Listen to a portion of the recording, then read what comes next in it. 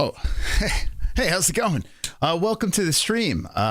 So we have a special show for you tonight. Kashiff Solarin coming on, AJ Stuart, a mystery guest, and some UFC news. Let's get right into it, okay? Stand by, hit the like.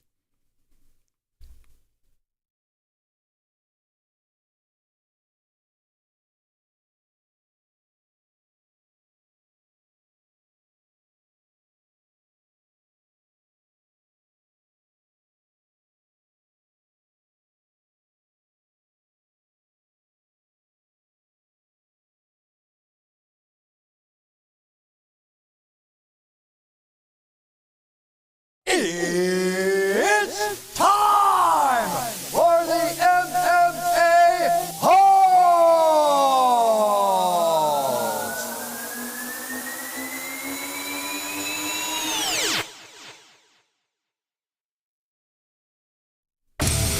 From the Style Studios of Arizona, the MMA-Holes are live! What's going on, friends? How you doing to the stream? Hit the like button, share it with your friends. We have a special show planned for you tonight as Combat FC is going down on February 9th. And we have a special show for you. Tonight, we'll be talking the UFC news and all that fun stuff. We got 2 interviews. And before we get underway, we have mybookie.ag. The promo code is MMA-Holes for a 10% match on your first deposit. Going over to mybookie.ag, use the promo code MMA-Holes and win big. If you're going to watch the UFC this weekend or any of the UFC events, check it out. ESPN Plus, link pinned in our description down below. Click it and help out the show. Let's go, champs. All right, guys and gals, you're ready. We're going to get underway with our first guest. It's the first time on the MMA-Holes Live. And like I said before, he's fighting on February 9th, right around the corner at Combat FC, Massachusetts. Ladies and gentlemen, I want you to give a warm welcome to our first guest of the show. His name is Kashiff Solarin. Let's go, champs. What's happening? What's happening? Hey, Kashiff, welcome to the program. Hey, thank you. It's a pleasure to be on the show. I'm great. I'm happy to be a guest, and it's nice to finally meet you, Chris. Well, nice to meet you as well. Combat FC hit us up and said, hey, we got a big event. We better have a big fighter on, and here you are. Kashiff is here, underway, and I can't wait to see what you got going here. I like the fact that Combat FC is on Friday nights. That's a good thing. So if you're a UFC fan, you get to watch Combat FC. Then you can watch the UFC on Saturday. So that's a pretty cool opportunity, right? Yeah. So we don't get away, big shows, and we're right behind. So you can catch some high level good fights, and then some even more high level right after. So there you go. We've had some pretty crazy guests on this program, been doing this for 7 years, and I love to have fighters on the regional scene as well or other promotions outside of the UFC, and I like to introduce the chat to you, okay? So, Kashiff, you have this fight coming up. You've been around the block. You've been competing for a little bit, but if you can give a little bit of a backstory on how you got started in the game of mixed martial arts. So I had wrestled in high school down in Texas. And then when I got out of high school, I just got a couple of street fights, and then I was like, man, I feel like I could do this, and I started training, and it became from a hobby into a passion really quickly. So I just kept doing it consistently. So it was. I started training right after I got out of high school in 2008. So I've just been in the gym ever since then. Yeah, I'm looking down your resume, and since 2010, you have been doing this professionally. That's a long time to be in this game. It's a grueling game. How do you do the longevity in this sport? How do you handle that? It's definitely just keeping my health in order. I try to instead of having a diet that I'm trying to get on every single camp, have an eating lifestyle. I try to eat well continuously. And then try to always, working out, and we never really have an off season with MMA fighters. So Yeah, and you know what? I'm looking into my chat right now, and they think you're they think you're high as a kite. Are you high at all or no? Or are you just tired? You know, I'm a Rasta man. I'm not tired at all. I'm definitely lively. You know what I'm saying? I use herbs as my pre-workout and my post-workout. So the chat ain't wrong. You know, it's funny. The chat is on point. Yeah, we like you already. Our chat is constantly high, and I'm constantly high as well, so I kind of get it. What's your choice of poison? Do you like sativa, indica? Like, what do you like to deal with? I like them all, you know what I'm saying? But definitely sativa before workouts, and then indica when it's relaxing time, you know. Absolutely. And give me all of them. Give you all of them. So I'm assuming, you know, I'm glad that Combat FC and all these promotions, they don't care about it anymore. There was a time where they're like, oh, you cannot be high, you can't be doing this, can't be doing that. Now everyone understands the benefits of marijuana. So it's thank God, right? You could do that stuff. Yeah, they say it's performance enhancing, but like what one man can do high, another man can't do high. So I don't think it's all performance enhancing. Some people get anxiety when they get high. They can't, you know. Some people it's like they thrive. It's like I can do everything, and I'm live. So when you step in the cage, are you high as a kite, or do you try to stay as clean as possible? It just depends. You know, there's fights where I'm like, because if in Texas you have to be completely clean, and so I'll probably just rely on meditation. Okay.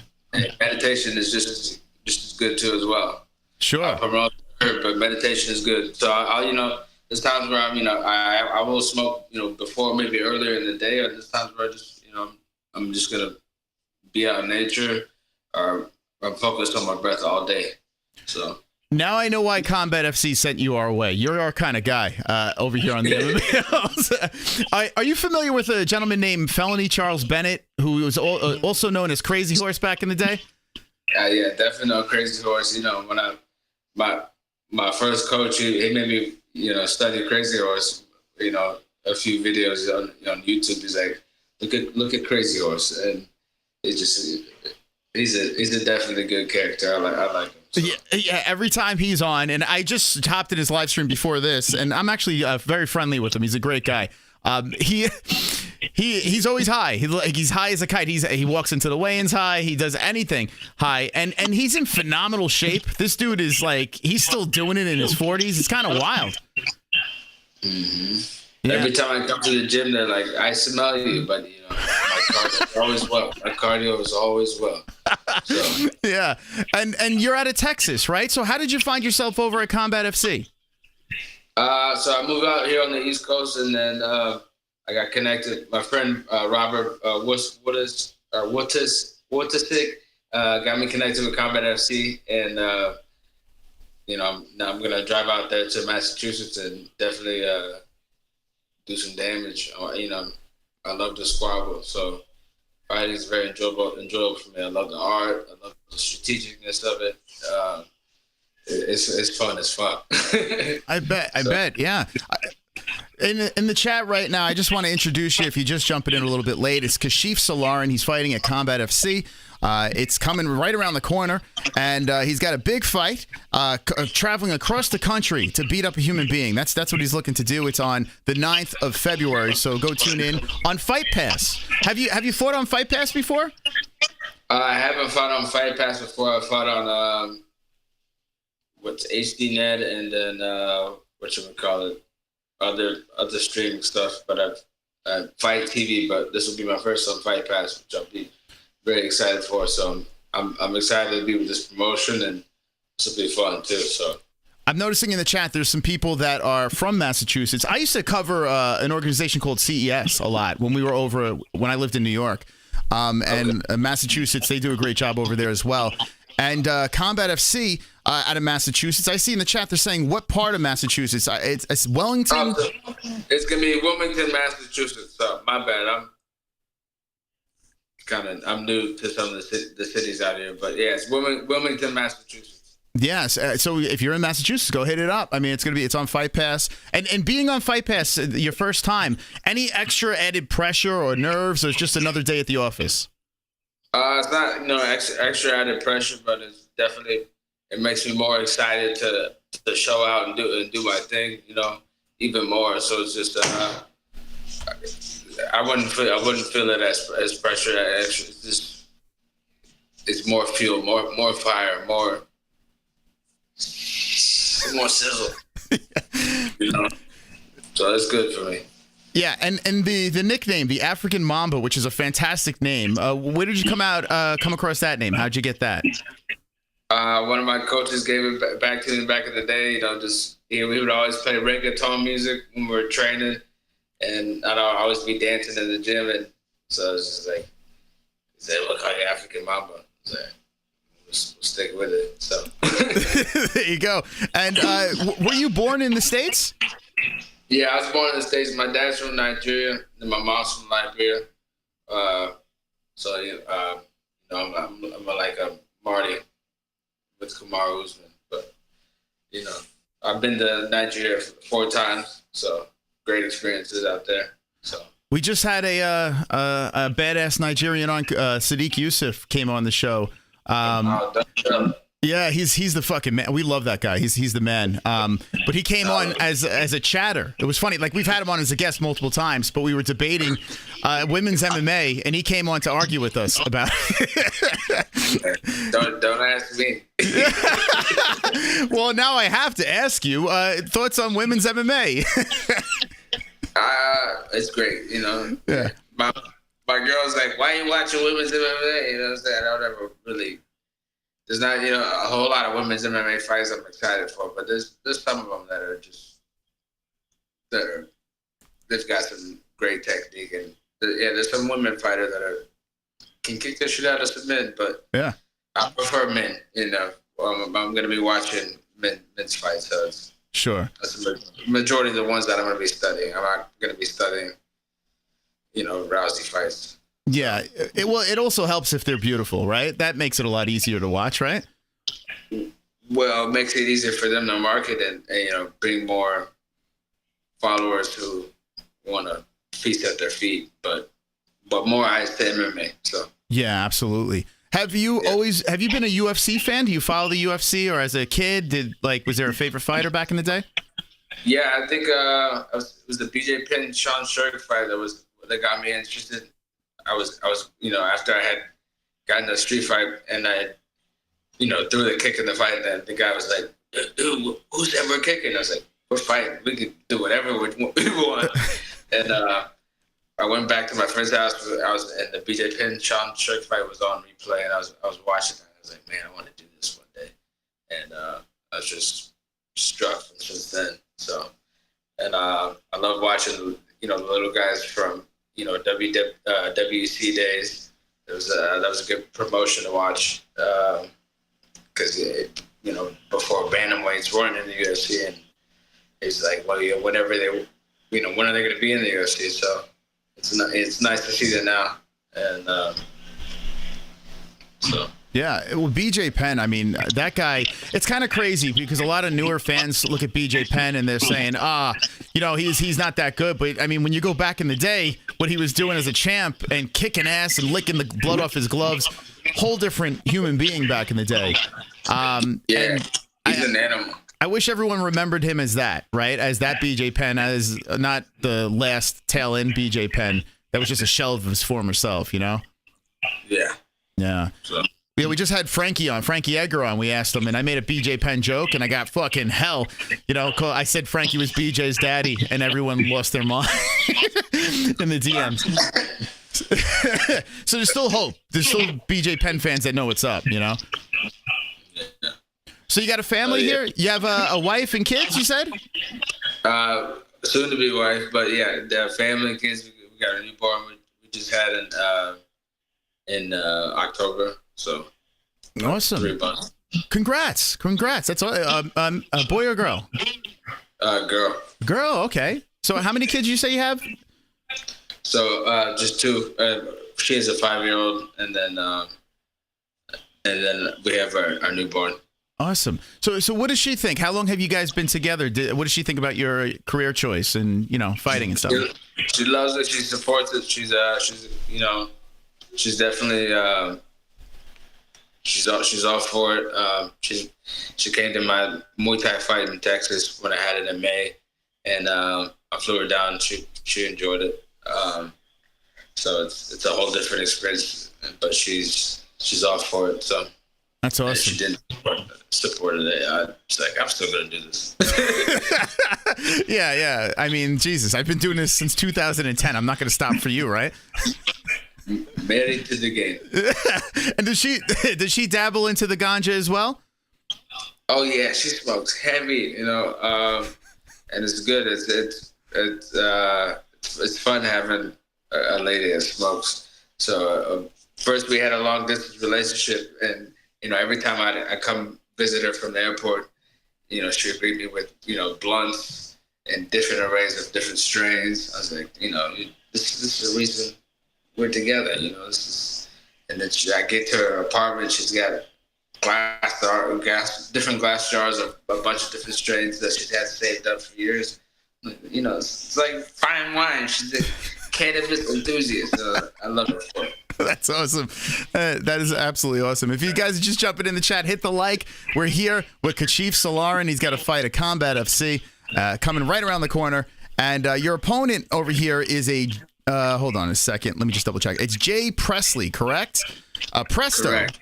6-4-0 Presto over here. So you got a lot of experience. You're fighting this guy over here. What can we expect come February 9th?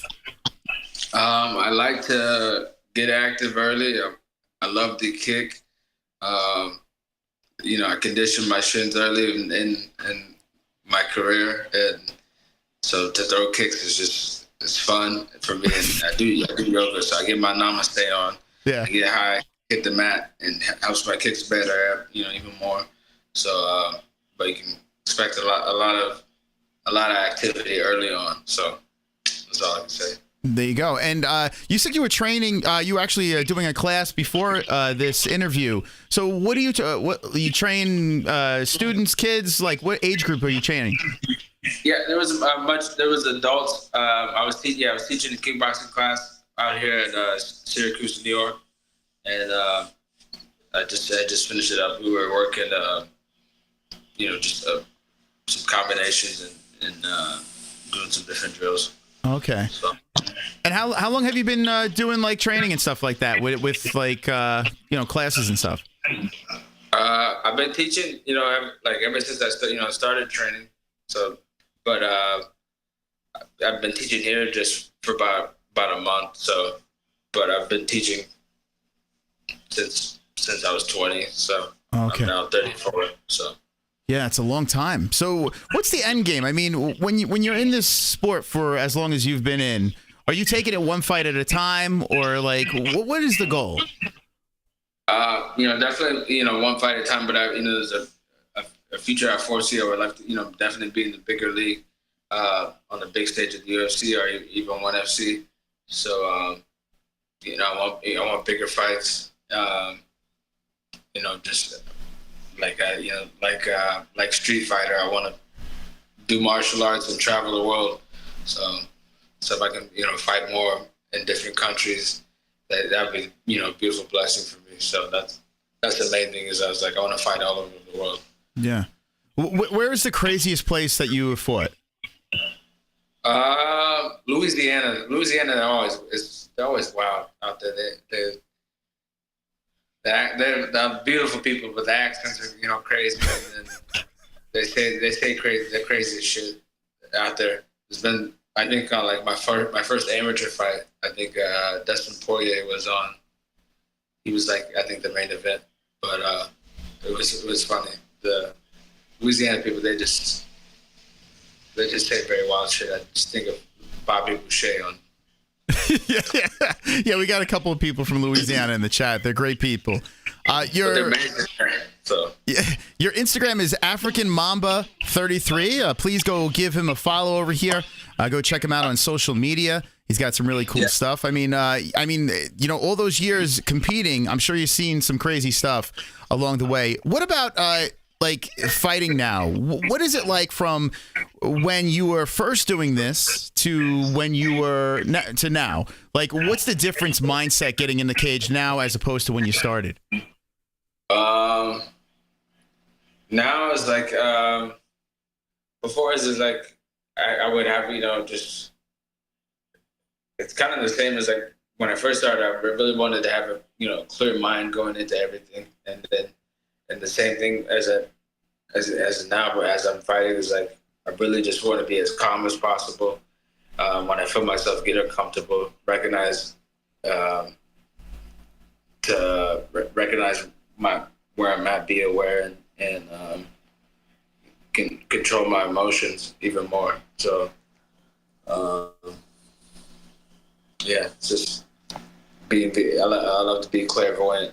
So yeah, there's times where shit gets explosive and you do see red, so you lose your game plan, but you try to get back to a clear mind and realize your emotions can't be your driving tool for everything.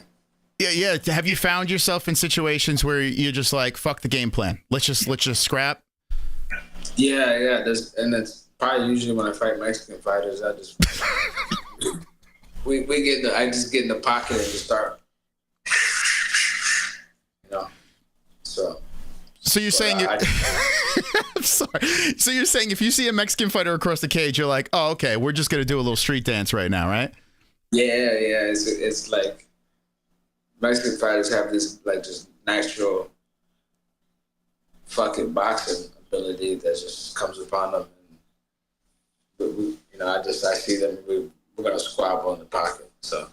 It's funny. My dad always used to tell me, like when we used to watch boxing when I was a kid, my dad would say, if you don't know the fighters, just always bet on the Mexican, especially boxers back in the day. Because I mean, the heart, that you can't put down a Mexican fighter. They got it in their blood. You know what I'm saying? But the Nigerian blood, I mean, Jesus, the champions that have come out of Nigeria, I mean, we're just scratching the surface. It's pretty nuts, man. Yeah.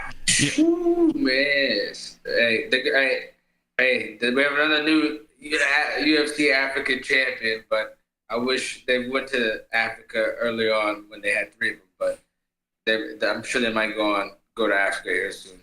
But either way, it's pretty cool. So, but all of Africa is pulling out crazy MMA fighters, and it's pretty damn dope. I think Kamaru Usman has his own promotion out there too. I can't remember the name of it.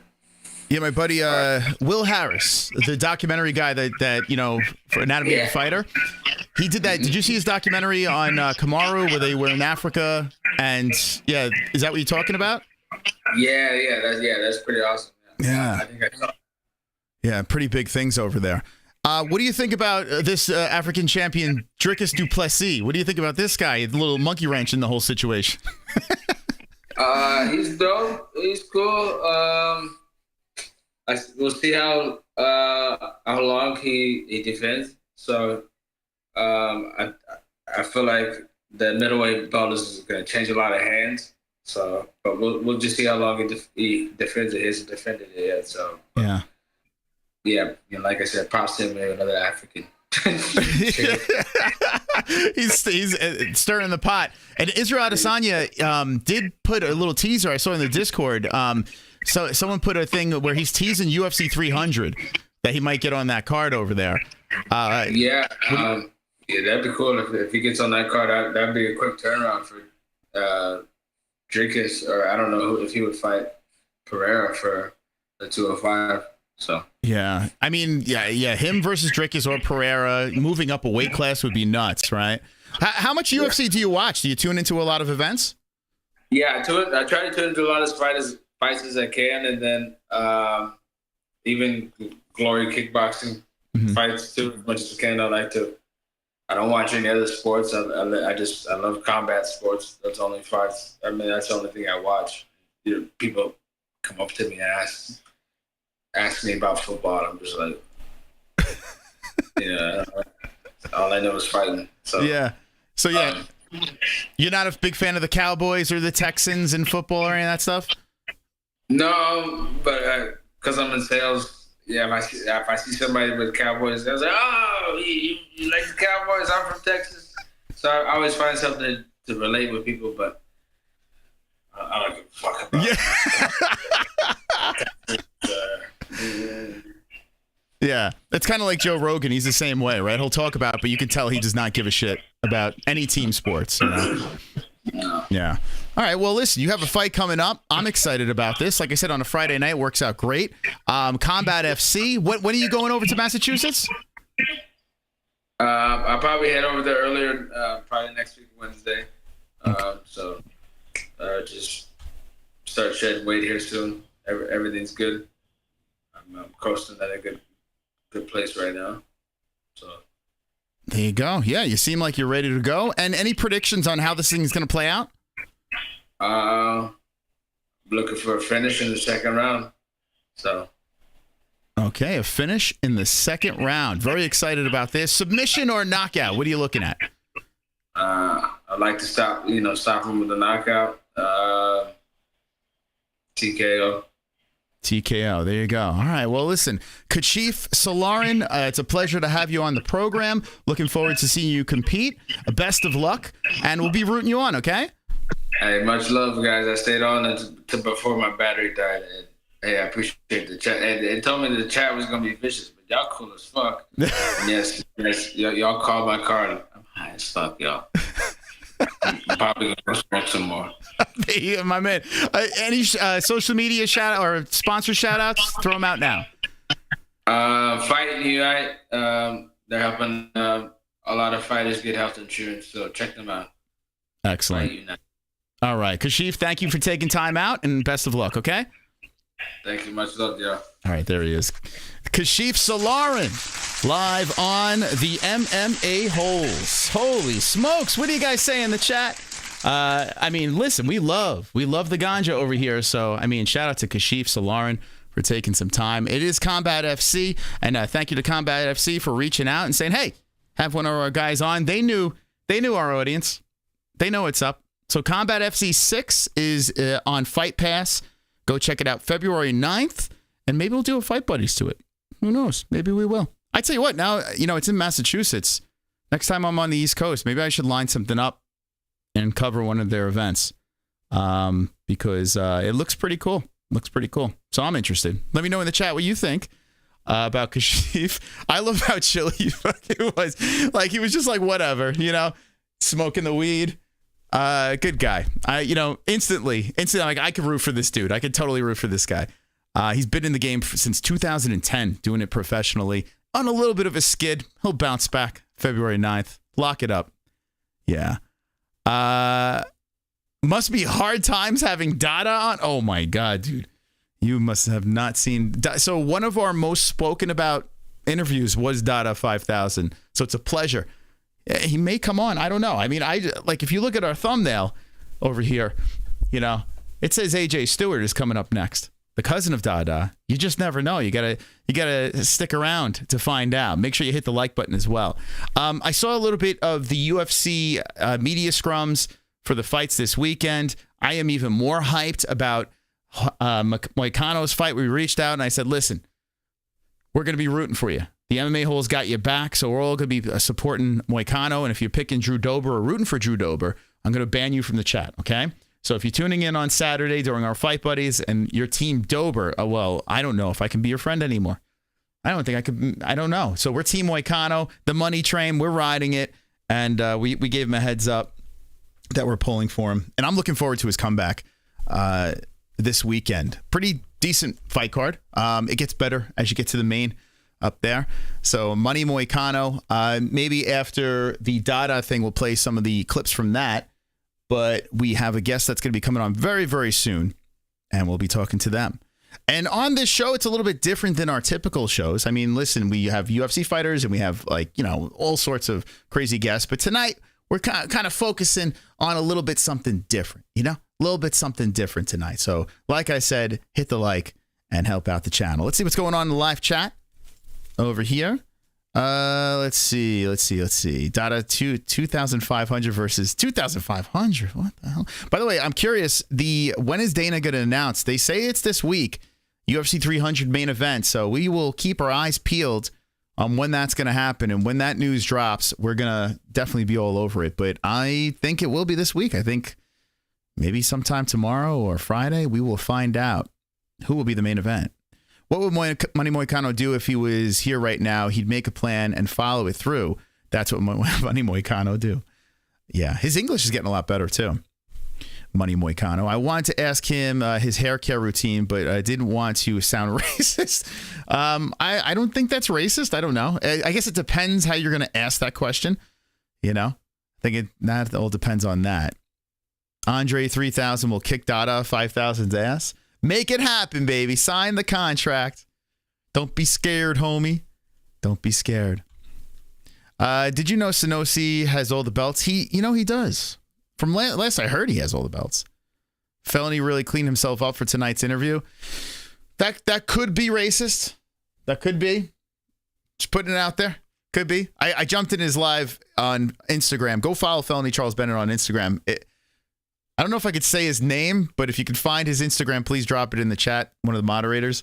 I don't know if I could say PP hair. I don't know. Down there. Punani hair down there. Wonderful, wonderful. Pale Monkey. Mose, we decided to get -1 FOF point for every minute you're late. That's -27 points. Well, not every time it's my fault. I'm going to say that. Sometimes I'm fashionably late, but when we have a guest on and we're running late, most of the time it's something else. Thank you, Pale Monkey. Appreciate that. Sometimes that's what's, goes down. After tonight, Moss's new sponsor will be a security camera system. What the fuck does that even mean? What does that even mean? What you talking about, Willis? What you talking about? All right. Let's see over here. So if I go to this, give me a second. Close one of the windows. By the way, let me know how it sounds. I had to change a couple of things with audio. So let me know how it sounds in the chat. If it sounds good, bad, same, whatever. Let me know in the chat what it sounds like, because I tried to adjust something. I was up all night last night. The reason why I didn't do Gummy Gang was because I was up all freaking night on this. Hopefully it sounds okay.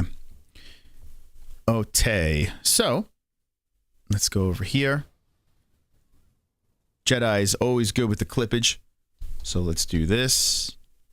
Whoops.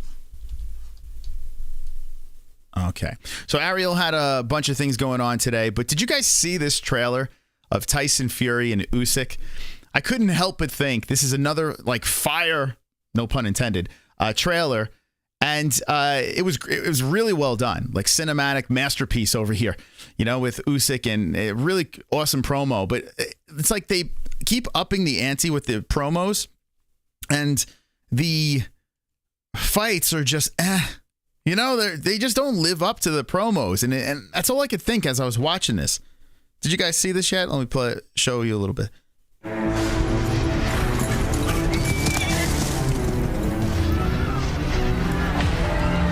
Ring of Fire. A tale of something. I missed it. So you got Usyk on horseback. So dramatic and stuff. We'll show a little bit of it later.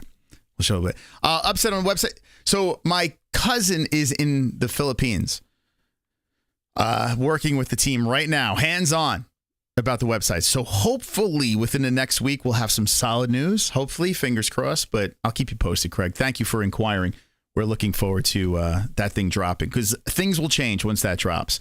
And until then, ladies and gentlemen, I want to bring to the show our next guest, okay? Now, I don't know if you're familiar with BYB, but, we're friendly with the great Mike Goldberg. Dada 5000's come on the show as well.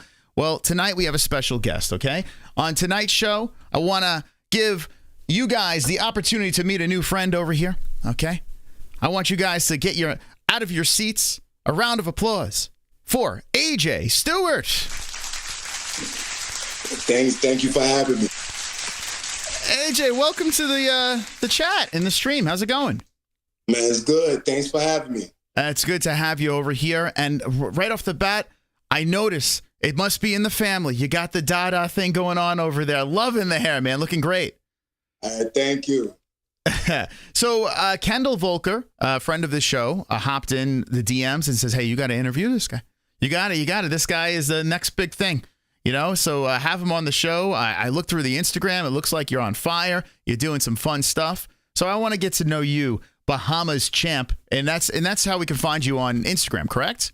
Correct. On everything, all platforms, Bahamas champ. Okay. So AJ, give us a little backstory on your life here.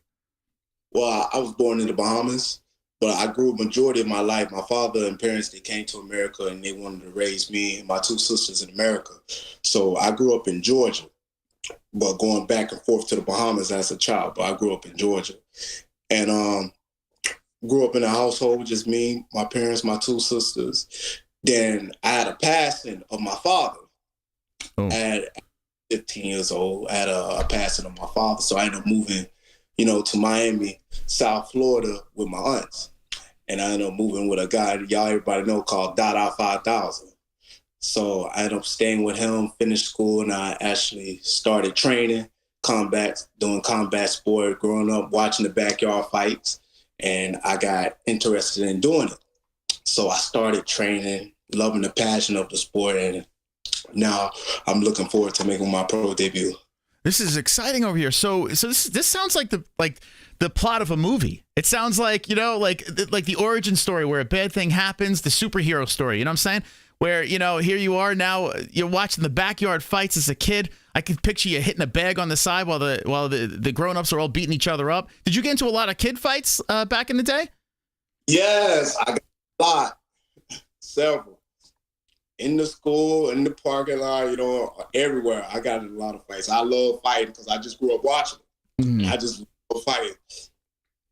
I bet. Yeah, I bet. And by the way, if you just jump into the chat, this is AJ Stuart live on the show talking about his origin story. And what better to have in your origin story than to bring another person on over here. Hold on a second. Let me get all fancy pants over here. And then this is very exciting because we've had a lot of requests to have this man back on the program. Ladies and gentlemen, I want to welcome back to the show with AJ, Dada 5000. What's up, Dada? How's it going, good people? I just got a call from the fire inspector, right? And they heard that I was going to be on the MMA-Holes. And they just called me before I just got on, and they wanted to make sure that all of the necessary precautions have been taken because we've been burning down booths all across this great nation, leaving microphones smoking. And this right here is what we do, and it's an honor to have my family. It runs deep inside the bloodlines, the Bahamas champ. Everything we say tonight is going to be fire. We're talking about spitting flames and changing the fight game. And it's an honor to be back out here with you great guys. And this right here is what we do. We raise the bar when it comes down to combat sports and we change lives. BYB Extreme, AJ, he's just one that's going to, ignite a fire. But he wants to do everything. I be trying to tell him, slow it down. He wants to do MMA. He wants to do bare knuckle. He wants to do it all. And I understand that. Every time I look inside of his eyes, so world, get ready. Because you're going to have your hands full from city to city, state to state, out of the country, overseas. This right here is what we do. And it's an honor to have him on your platform to give the world a sneak peek. It's a pleasure to have AJ and yourself on the show once again. It's always good to talk to you. Dada, the last time you were on the program, it was a little while back, but people are still buzzing about it. People are still talking about that fiery experience that they had watching you on the MMA-Holes. So this is a treat to have you back on the show tonight. AJ was talking about how when he was a kid, he was brought up with the street fighting back in the day, and now as he's grown up, he's a grown man looking to go pro as a fighter. What could you say as a father figure to this man, now that you've seen him all grown up? Well, look at it like this, to yourself and to all your followers and your fans. When you watch lions, right, when they have cubs, right, the lions, they go out. The cubs are watchers, right? But when the cubs go out on their first hunt, you would think they've been doing this all their lives. People don't understand what they're about to face when they're standing across the ring, the octagon, the trigon from the Bahamas champ. So he's seasoned. Even though this will be his debut, he's been watching myself do this for a mighty, mighty long time, and we're the best. Make no mistakes about it. Everybody that you see that's doing anything bare knuckle, I don't care if it's from KFC, from Game Bread, from Valor, they've all watched what we've been doing inside the backyard. We've been doing this thing before it was even popular. Before anybody thought or could have fathomed that this thing would be where it's at, you know what I'm saying? We was already doing it. I just posted some stuff earlier today, you know, and it's just a testament to how far we've come. We're the pioneers. I tell everybody, follow the originators, not the imitators and duplicators. You know what I'm saying? We inspired a nation. We showed people what can be done. So for AJ to have somebody that's a visionary and a pioneer and a trailblazer like Dada 5000, what's closer than blood? Very true. Very true. Working on you. Imagine the rap that he's going to bring. I can't help but, I have to address this. You were mentioning organizations, then you said KFC. Do you mean BKFC? Is that what you're talking about? Well, everybody loves fried chicken. And when you look at who we are, okay, you know, all of those guys took a page out of our history books. I'm unapologetic, and I'm bringing destructive business to corporate America. Listen, nobody can touch us, you know. Everybody, you know what I'm saying, who's doing what they're doing, they would never give credit where credit is due. Mm-hmm. But at the end of the day, I don't need validation from individuals that were inspired by what I was doing in the first place. So when you look at BYB Extreme, and I tell everybody, you know what I'm saying, when it comes to bare knuckle, we makes the weekends, that's 100% true. When I say every fight will be a finish, nothing in the mighty Trigon ring is going to go the distance, that's the truth. When people look at my hairstyle, I got to braid it down right now, but it's like when people look at the hairstyle, right, and they say, hey, look, that dude got a crazy hairstyle. What they don't understand is I'm biblically founded. When you talk about the foundation, it was built, you know what I'm saying, on stuff that people can't even, you know, think about. People can't even, you know what I'm saying, put something together to say, hey, I even understand that. When you look at the Star of David, because these are upside down triangles. If I were to put them right side up, it'd be like, hey, this dude got triangles inside of his head. But I hid the format to success in broad daylight, in plain sight, and most people still couldn't figure it out. You know, so I'm just sitting back, creative minds, never take a day off, you know, and I'm always thinking, even when people are sleeping. That's why we could keep being, you know, so awesome at what we're doing, knocking the ball out of the ballparks. And I gotta tell you, you know, man, we finna shake the fight game to its core, you know. And again, you know, thank God for platforms like what you have, giving, you know, uprising, up and coming stars, you know what I'm saying, like my family, you know what I'm saying, an opportunity, you know. And listen, this thing is gonna be more explosive than a stick of TNT. And for anybody that's out there doubting, sit back, put on your seatbelt, grab your popcorn, and watch history. And you don't rewrite history, you add to it. That young man right there, he's going to be an addition. Absolutely. I already laid the foundation. I tell you what, man, you're getting me all hyped up. You always get us hyped up over here on the MMA-Holes. And you speak about the future of this young man. I'm going to make you guys a little bit bigger on the screen. But I love the fact that you have the Marvel shirt on, because we were talking about how this seems like an superheroes, baby. Yeah, it seems like an origin story of a superhero. We were saying with AJ, you're like the mentor, and AJ is like the student that's looking to do big things. Do you feel that, like, when you're trying to get him hyped up and ready to go? Well, I'm going to be honest with you. I just got to point him into the direction. Yeah. Just remember when R. Kelly was doing the interview, you know what I'm saying, with Gail, you know, and he was like, which camera's mine? Which camera's mine? And he went into that rant. I just got to point him inside the right direction, and he's going to do the rest, you know? So when it's in you, you know what I'm saying, it's in you. You know, when you have that passion, that desire, you know what I'm saying, you can't fake it.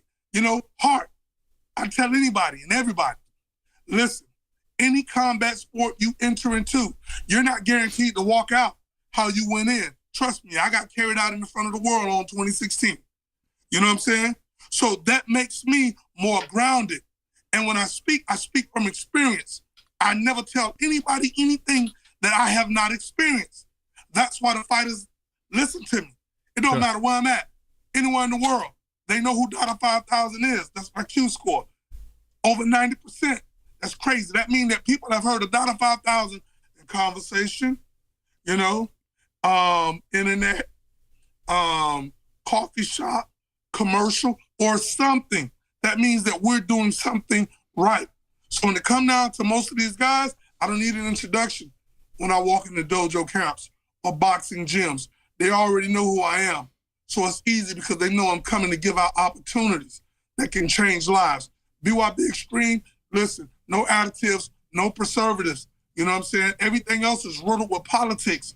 You know what I'm saying? We're not gonna say, hey, you don't got what it takes. If you qualify, you meet the requirements, we're gonna give you an opportunity. We're gonna give you a platform to stand on and showcase your skills and shine. You know, it is up for your opponent, you know what I'm saying, to say, hey, look, put you in a position to say, I don't want to do this anymore. But at the end of the day, you know what I'm saying, we're doing something that people don't do anymore. You know what I'm saying? And that's go off of passion. And that's go off of free will.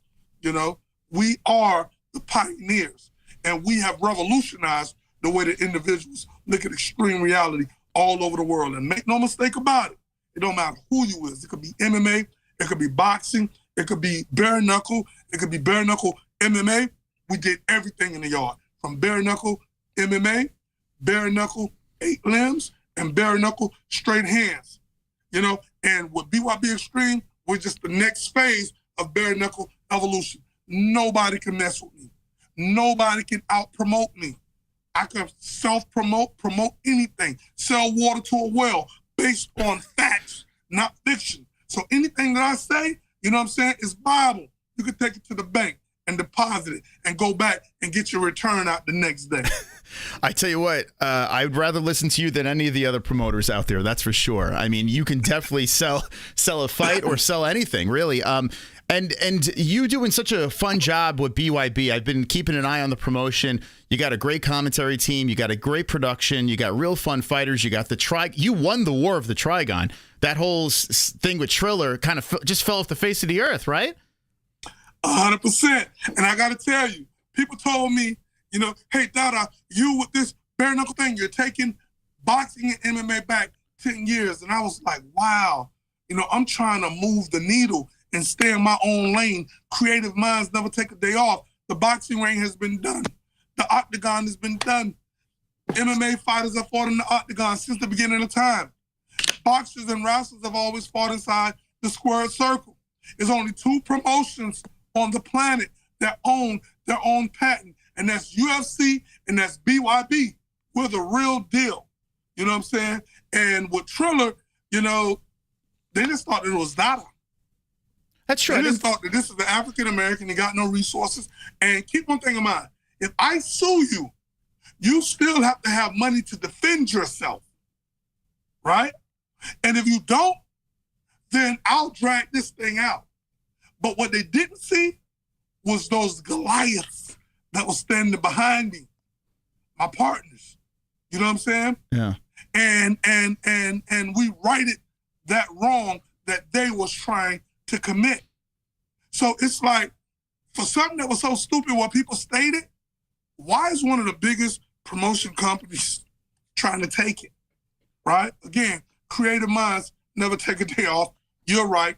We sued them, and Triller Triad, you know what I'm saying, is, I can't say it was a never was, because it was, but you know what I'm saying, they're no longer in circulation. Yeah, it's that's the first thing I thought of. I'm like, well, you guys won that war. And that's a big win. So if in the chat, if you're just jumping in, a Triller tried to rip off the actual shape of the ring, the mighty Trigon over here, BYB, that was the thing over there, and they won that battle. They're the only ones doing that. And like he said, the UFC has the octagon. You guys have the Trigon, and then outside of that, I don't think anyone does own a patent, right, to a shape of a ring, right? I'm pretty sure it's. No, that's it. And when you talk about, diabolical people do diabolical things.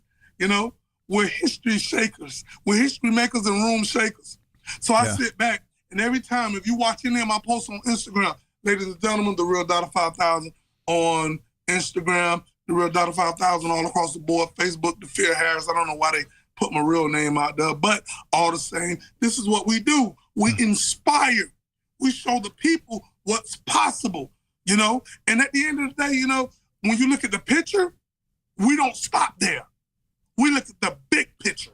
Yeah. And the big picture shows you everything. And I got to say, hey, listen, this is an analogy, right? An analogy. We've all heard, your viewers have all heard, the crabs in the bucket, right? Hey, there's a crab in the bucket. And people say, hey, that's a crab in the bucket. And they leave it there, right? Uh-huh. The way that my mind thinks, I gotta expand that picture, right? Okay. Because a bucket is not a crab's natural inhabitant. You put anybody, out of their natural inhabitants, you're gonna see the worst of them. That's including jail and a lot of other things. But when I brought in that picture, you know what that picture shows me? What's that? That picture shows me who put that bucket there in the first place. Uh-huh. Only then you know what you're up against and what you're dealing with. Yeah. Then you can counteract and you can move. You know what I'm saying? 50 Cent told me something. He was like, Dada, the use of the police? And I was like, serve and protect. He said, when they can serve and protect? I was like, when? He was like, after the fact. After, got effed up. That's the only way they can invoke the law. Something has to happen before they can actually enforce the law. It's like, wow, that's deep. And I've come across a lot of deep individuals. So it helped me to maneuver inside of a room full of vultures. We're just beginning. Yeah. And when you look at guys like the Bahamas champ, he's a pit bull. You know what I'm saying? Ready to get unleashed. I could see it, and he man. has a diabolical team that's behind him, that's going to push him to greatness. He's real, he's raw, he's authentic, and the world is about to know the Bahamas champ in a minute. This is exciting. By the way, AJ Stuart, so what do you think? So you grew up with this. Was he always talking to you like this, like these long monologues or what? Yeah, all the time. Were you ever like, Dada, man, what's going on here? Yeah. All the time. Yeah. I tell you what, though, inspiration, though, right? If you think about like where he's come from, like the street fighting to now with BYB, like it's pretty wild to see him make things come to fruition, right? Yeah, where it started from and where he's in now, it's crazy. Everybody is proud of him. It's crazy because how he was just talking, it was just something that started in the backyard and look how it is now. And a lot of people looked at him crazy, said, you are crazy. It ain't gonna never happen. And look at it now, BYB, it's one of the greatest bare knuckles organization right now. Yeah, absolutely.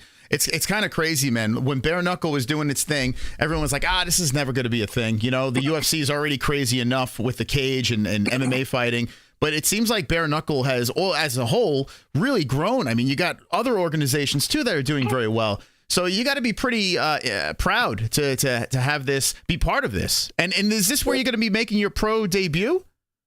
Well, yes, I will. We'll be doing a bare knuckle fight, but also we'll be doing an MMA Action Fight League. I will be making a debut with MMA Action Fight League, and I also will be making a debut with as well. Wait, where else as well? At BYB. Oh, okay. So Action Fight League, and then after that, you're going to BYB. Yes. Awesome. And Dada, what about the nerves over here? I mean, this is like family over here going to war. Like, do you look at it a little bit differently? Well, before I answer, I got to give a shout to Stephen Anthony Smith I think that's his name, Anthony Smith, Stephen A. Smith, yeah. You know, when he spoke about, you know, BYB, shout out to him, you know. When you talk about nerves, you know, over here we have nerves of steel. And heart is something that you can't teach, you can't buy, you can't coach, you can't loan a person, can't sell it. That guy, he has it. So when he steps into whatever form, he's going to have a support system like no other. And because of his training regimen, we're all going to be confident that he has what it takes, you know what I'm saying, to get the job done. And for the fight fans that's out there, we're not done. It's a lot of great things that's going to happen in 2024. When you look at Dogfight, you have seen it, I'm sure. A lot of you fans have seen it. You know, we took it down to revise it. We've done over 1,000+ hours of filming with Rack and Tour. Shout out to Billy Corbin and the great team over there. And we put out a blockbuster, you know, Dogfight. And over 1.8 billion people have watched it prior to us taking it down to revise it, right? So this spring, we're going to put out an all-new Dogfight 1, right? Revised one with an all-new, never before seen Dogfight Round 2. And at that point, Dada 5000 will make his highly anticipated return to combat sports. And that's the card that all of the up-and-comers, the veterans, will want to be on, because it's going to be titled One Last Round. A lot of people, they've seen and heard about the backyard through footage that's on the internet. They haven't experienced it in real time. A lot of people wasn't around or wasn't, on a level when I fought Kimbo. But to see the last one left, Dada 5000, the torch has been passed. It doesn't matter how many organizations, how many bare knuckle fighters, all of them, you know what I'm saying, have sampled the cloth that I'm originally from. When you talk about bare knuckle, when Kimbo sliced RIP to him, when he was doing his thing, nobody on the planet was hotter than that guy. Nobody. I came up right under him, and I just choose to do it a little bit different. I didn't want to make it about me. I wanted to establish a platform to give every ethnic, culture, individual an opportunity. If you think that you got what it takes to be the Kimbo of your generation, we're here to give you a platform. And that's exactly what we did. And we were getting compared to the Miami Airlines arenas.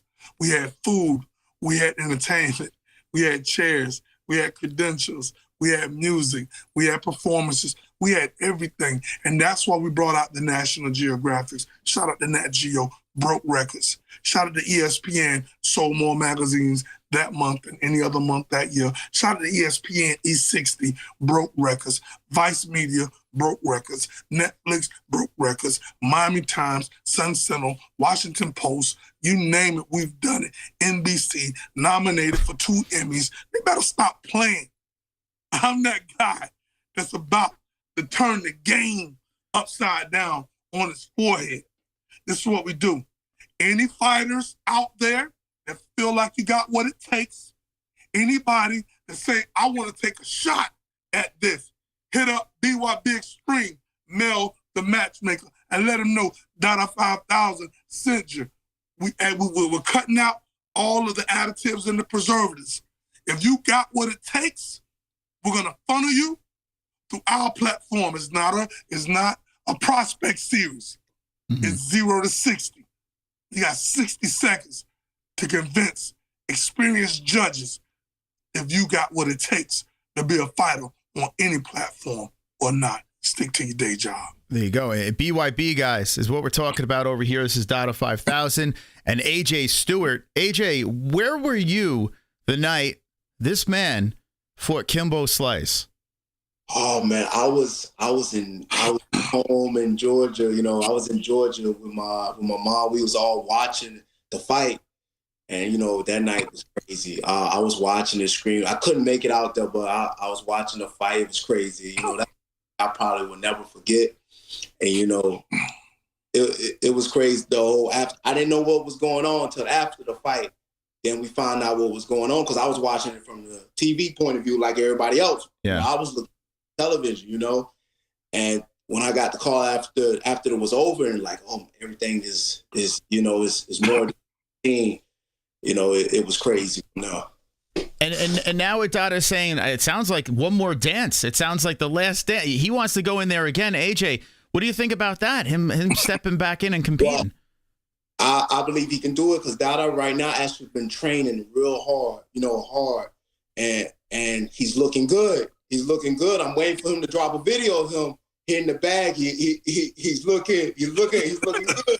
So one more dance. It's not, and nobody will never see this Dada. I didn't think he could do how he do. He's looking good. He's like a badass. I don't know if I can curse, but you know, he's looking like a badass person, you know, ready to kill.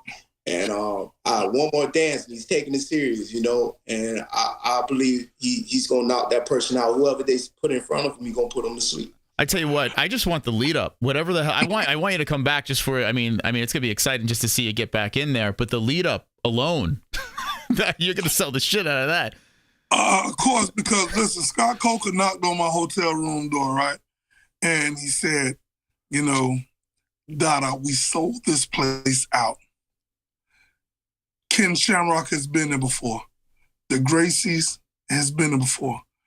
Kimbo has been there before. But you remember the interviews. I mean, this shit was smoking like 2 trains. Yeah. You know what I'm saying? It was hilarious. Was smoking like 2 trains. Yeah. So this is what I do. So the last time people seen me in combat was at that point. And, you know, unfortunately, you know, we live inside of a world that, you know, I have 4 guys go to Vegas and put $6 million on me. That put a bullseye right on my back. $6 million. You could Google that. What? You know what I'm saying? Wait, so you knew this going into the cage? You knew someone dropped 6 or after? No, I didn't. I knew it was going to be big, and I knew I had a lot of people, you know what I'm saying, going for me. Okay. But, you know, he was the front runner, you know, so he was the guy. But when $6 million come in and it goes like this, and now Dada's the guy, that alarmed a lot of individuals, you know, and I knew I was bigger. I knew I was stronger. I knew I was smarter going in, you know, and I just want everybody to watch Dogfight because Dogfight Round 2, Billy Corbin went back and he interviewed every doctor that worked on me. Mm-hmm. You know what I'm saying? And this is going to be mind-blowing. Shout out to Deontay Wilder when he said Tyson Fury, you know, had loaded gloves. You know, everybody that have ever said certain things inside of a fight, don't overrule that if you're not a fighter. It happens. Everybody got tricks. Everybody got tactics. And I fell victim, this being the largest stage that I've ever been on, you know what I'm saying? Thank God I don't look like what I've been through. Yeah. I died in that ring twice. Had 2 heart attacks, shall I say. And I'm back. Doctor took an EKG. Heart was better than what it was before the fight. Look at God. You know what I'm saying? So it's like for me, if you don't know what transpired that night, if you look at me now, you wouldn't believe it in 1,000 years. But I'm smarter now. I know how to maneuver in a room full of vultures. I'm not drinking nothing that did not come to that arena, you know what I'm saying, with me. It's about self-preservation and knowledge. Knowledge is wisdom, and wisdom is the key that can unlock anything. And all things are possible if you believe. And I believe that I was going to go inside there and I was going to whoop him. And I just got to say this on that before we get back, you know what I'm saying, to the scheduled program. I've been in the backyard long enough to know what roid rage is. It's unsanctioned. People was taking a lot of stuff back there. And it wasn't no medicals, it wasn't a lot of things. But I seen the transformation of an individual that I just seen and them right before they get in. And with that being said, when Kimbo was at the press conference in Bellator, I knew he was on steroids. It didn't matter because I knew I still could have whooped him. And when he got up and he was like, Dada, I bet my nuts bigger than yours. I seen roid rage all through him, but here's the kicker. If I would have said, look at him right now, if y'all test him right now, it ain't gonna be no fight Friday. This dude is on steroids. I could have said that. And I thought about it. But I was like, nah, I'm gonna whoop him anyway. And just as sure, he failed the test. My point was saying any of this is this.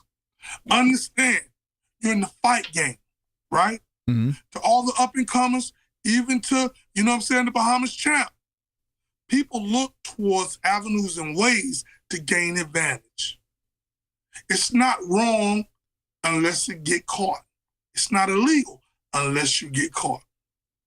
Unfortunately, he got caught. But if it would have been Dada that got caught on steroids, oh, he's a cheater, he's this, he's that. People try it. So coming into this one more round, it don't matter where you put us at, in the arena, we're gonna pack it out. We're gonna sell it out.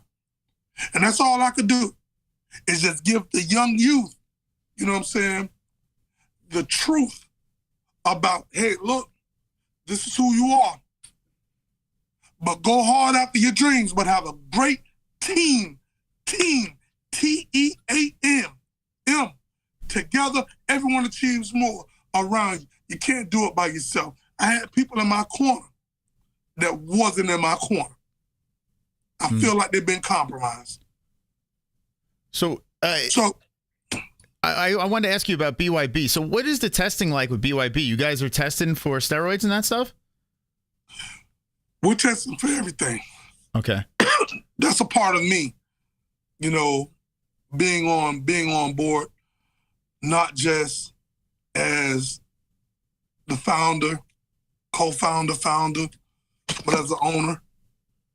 Understand, I went through it. What happened to me, I would not allow that to happen to nobody on a BYB platform. Yeah. And AJ, so we run the same test for your fans and for your watchers. We do blood work, we do EKGs, MRIs, we do eyes, we do everything. The same thing that boxers do, MMA fighters do. We cover, this is a blood sport. We cover every aspect and we make sure that you are healthy enough to be in there. We've turned fighters away because their paperwork, blood work, whatever, didn't come back. And when I say that, it's like, not so much as blood work, but your health. You know what I'm saying?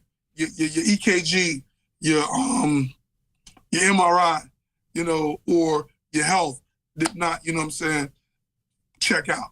So, you know, fighter safety is first and foremost, you know, with us. So we do everything. We are a full-pledged, you know, bare knuckle promotion. You know what I'm saying? We're on top of our game. We have the mighty Trigon. We have Dada 5000, which is the unbeatable combination. To add to that, we have Mike Goldberg, who's a house name in MMA combat. Absolutely. We have Claudia Torres. We have Paulie Malignaggi, two-time world champion, Hall of Famer matchmaker, Mel Valenzuela. Big Mo, who's the next Jimmy Lennon, Michael Buffer. You know, we have Benny Ricardo. We have on standby Al Bernstein. You know, we have an all-star studded team of commentators. Then we have my partner, you know, Mike Vasquez, who I sat down with, who believed in the vision, and we made it into a reality. Shout out to Ray Guns, who introduced me to Pepe, who's also a partner, Jose Pepe, you know, and we're just living a dream. And we're making dreams become realities. It's funny when you talk about BYB. I mean, a lot of people are still not informed about them because when they think bare knuckle, they think KFC, right? But BYB, like you said, is a star-studded cast, not just in the ring, but outside of the ring. All legends all around. In the ring as an announcer, Mike Goldberg on the mic. I mean, it doesn't get any better than that. And I've been telling people over and over again, you got to check it out. You got to check it out because that alone is fun. And then you got the fighters that are badasses as well. And with the addition over here with AJ, I mean, the sky's the limit, right? AJ, I mean, what are you looking to do in the world of combat sports? Like, what are your goals, like future goals? Man, my goal is, I just want to fight. But my goals is really, bare knuckle MMA, but it's MMA. So, after my fights I got coming up, I'm going to do a bare knuckle and an MMA bout. And after that, I know I got skill set. I train every day and got good team. Michael Corleone Blanco, shout out to my coach. I got a good team around me. I'm looking forward to, like I seen Bellator and PFL, they merged. I know my skill set. I can go up there and compete with them guys as well. I'm going to go up there and bang some of them guys up as well. So I'm looking, sky's the limit, Bellator, PFL, I'm looking to go in there to fight as well. But, right now I'm just going step by step by step. So, right now is, looking for this bare knuckle and MMA. Once that bell ring, I'm telling you this, that person going to sleep. And what was your thing with Baby Slice? What was that about? I was going through your Instagram and saw that. Is there like some sort of beef with Baby Slice? Yeah, it's beef there, and that's a fight, is definitely will happen. He's definitely going to get it. That's a fight. That would be something else. I mean, Dada, what do you think? Like Baby Slice? It's going to happen. It's inevitable. You can't avoid it, like a train wreck. And when you look at the Bahamas champ, ladies and gentlemen, because y'all even think about this, somebody holding a world title in bare knuckle and MMA, guess what? You're looking at him. And you said when you think about bare knuckle, they think about KFC, Kentucky Fried Chicken. No, burnt Kentucky Fried Chicken. Listen, this is what we do. It's time for Dada to pick the mantle up because with BYB, BYB is a brand. Dada 5000 is a brand. So now it's just, Dada just have to, because when you say BYB, a lot of people, may think, okay, when we talk about bare knuckle, they may think about, KFC. But at the end of the day, they know who Dada is. So when you say Dada, it's like, oh, okay. So guess what? We're going to get a lot of more of those old okays because I'm going to trailblaze this thing. I'm going to leave a trail ablaze on fire. You know what I'm saying? And that's going to be a world compass that anybody, could go back, and relate and find out. Because we live inside of a society that the people, they're not going to do their research. They don't know that I've been around since the dinosaur days. They don't know that I've done hundreds of bare knuckle backyard fights over a course of more than a decade and 30 plus events. They don't know this. Nobody's catalog is as extensive as mine. I could go crack the vault and put out every Thursday, a throwback Thursday, a backyard bare knuckle fight that nobody has ever seen. Nobody else can do that. So when people say, hey, listen, we've been around, you can't do that. I got served with cease and desist. You can't show me no cease and desist that nobody else got. I was the one that's sending more guys pro than more of these dojo camps.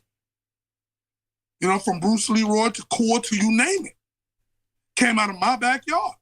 It's true, yeah. People would never want to give the credit, but guess what? What's understood don't need to be explained.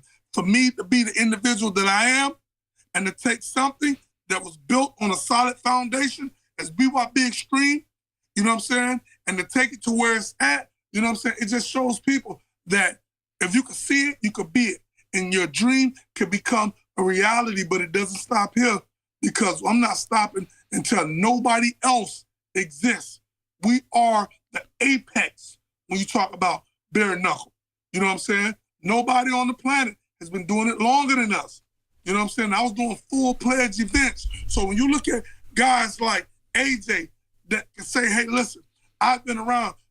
The love that I get when I'm out in different cities and different states is like, oh my gosh, I love your backyard fights. It just puts me in a position to crack that vote. You know what I'm saying? I got the keys in my hand. Yeah. I got the keys in my hand. So, you know, it's only right that I creep towards it, you know, and open it up. Yeah. So here's what we do. Ignite passion to make people live out their dreams. I have to ask you this. I mean, we have you here, and it would be a shame for me not to ask this, so I got to do this, okay? The guy that's from KFC just posted not too long ago a picture of him and Dana White, and I want to get your thoughts on this over here. What do you think about this? What's going on with this conversation? I think, you know, if I'm not mistaken, I've seen something that... Do you think it was a gay experience they had together? Well, here's the thing. I think that he's a fan, you know, yeah. Because Triller owns the majority of BKFC. There's no skin in the game for Dana. Why would Dana want to jump in that, you know what I'm saying, full house, you know? So Dave Feldman doesn't own anything. He's just a spokesman. They allowed him to stay president, you know what I'm saying, throughout the deal. Triller owns the majority. It's true, yeah. Plus, he has other investors. He's not in a position to make no decisions. That's for photo ops. Just like with everything else, with the Iranian Hulk, with Pitbull. What do you want to do when you want to make bare knuckle worldwide? You get with Mr. Smoke and Mirrors. I just signed Mike Tyson until Mike Tyson's people called him and said, take it down. Then he said, oh, my page was hacked.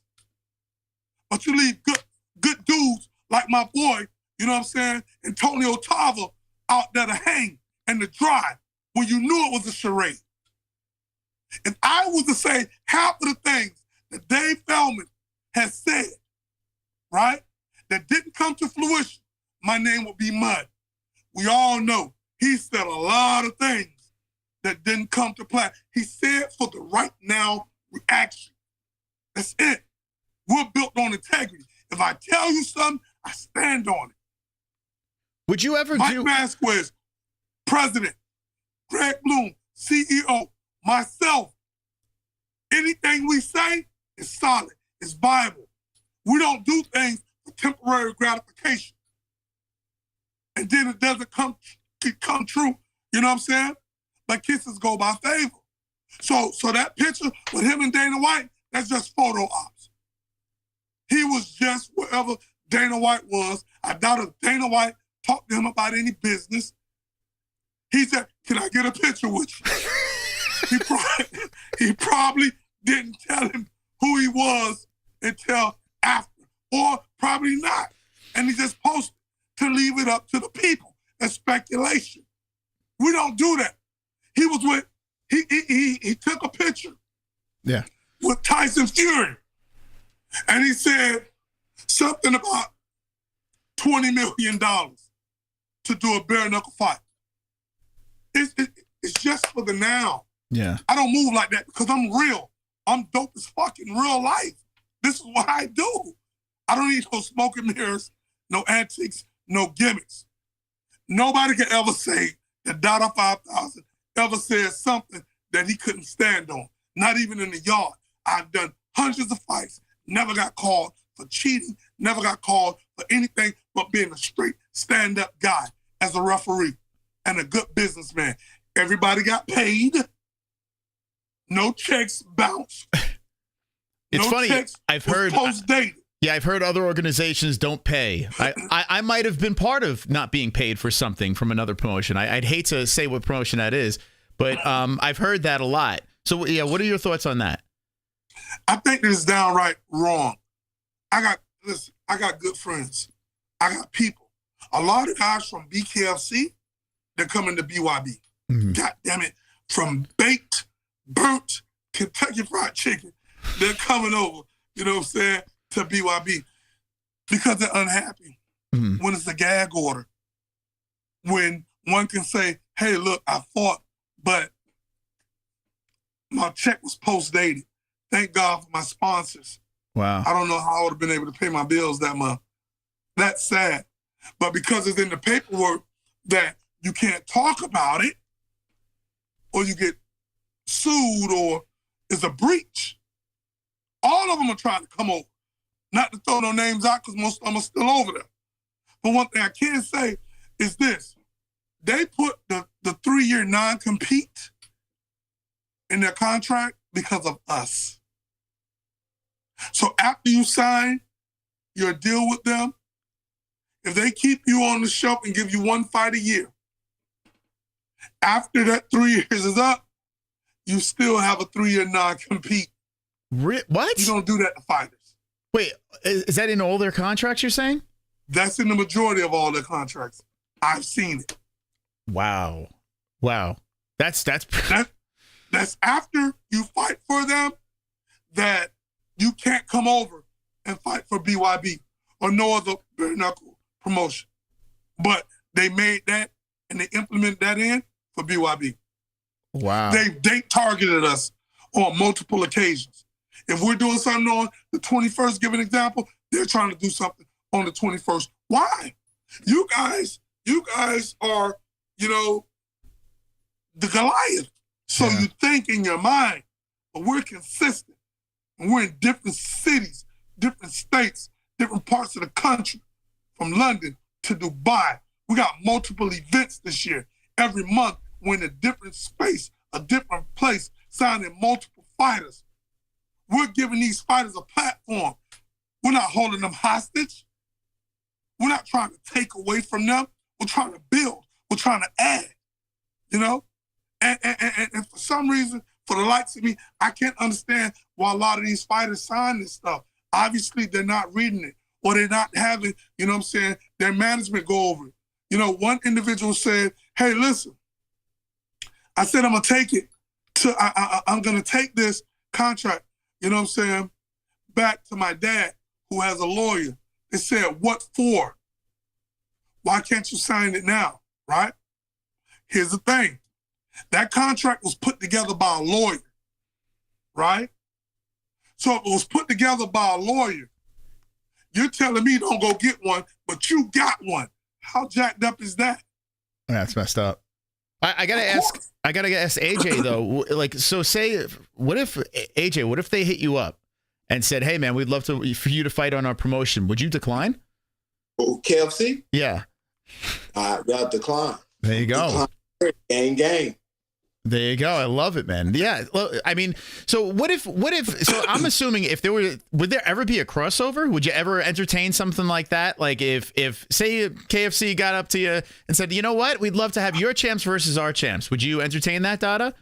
I mean, that could have been something in the past, but my partner, the president, he tried to work with Dave in the initial beginning. Okay.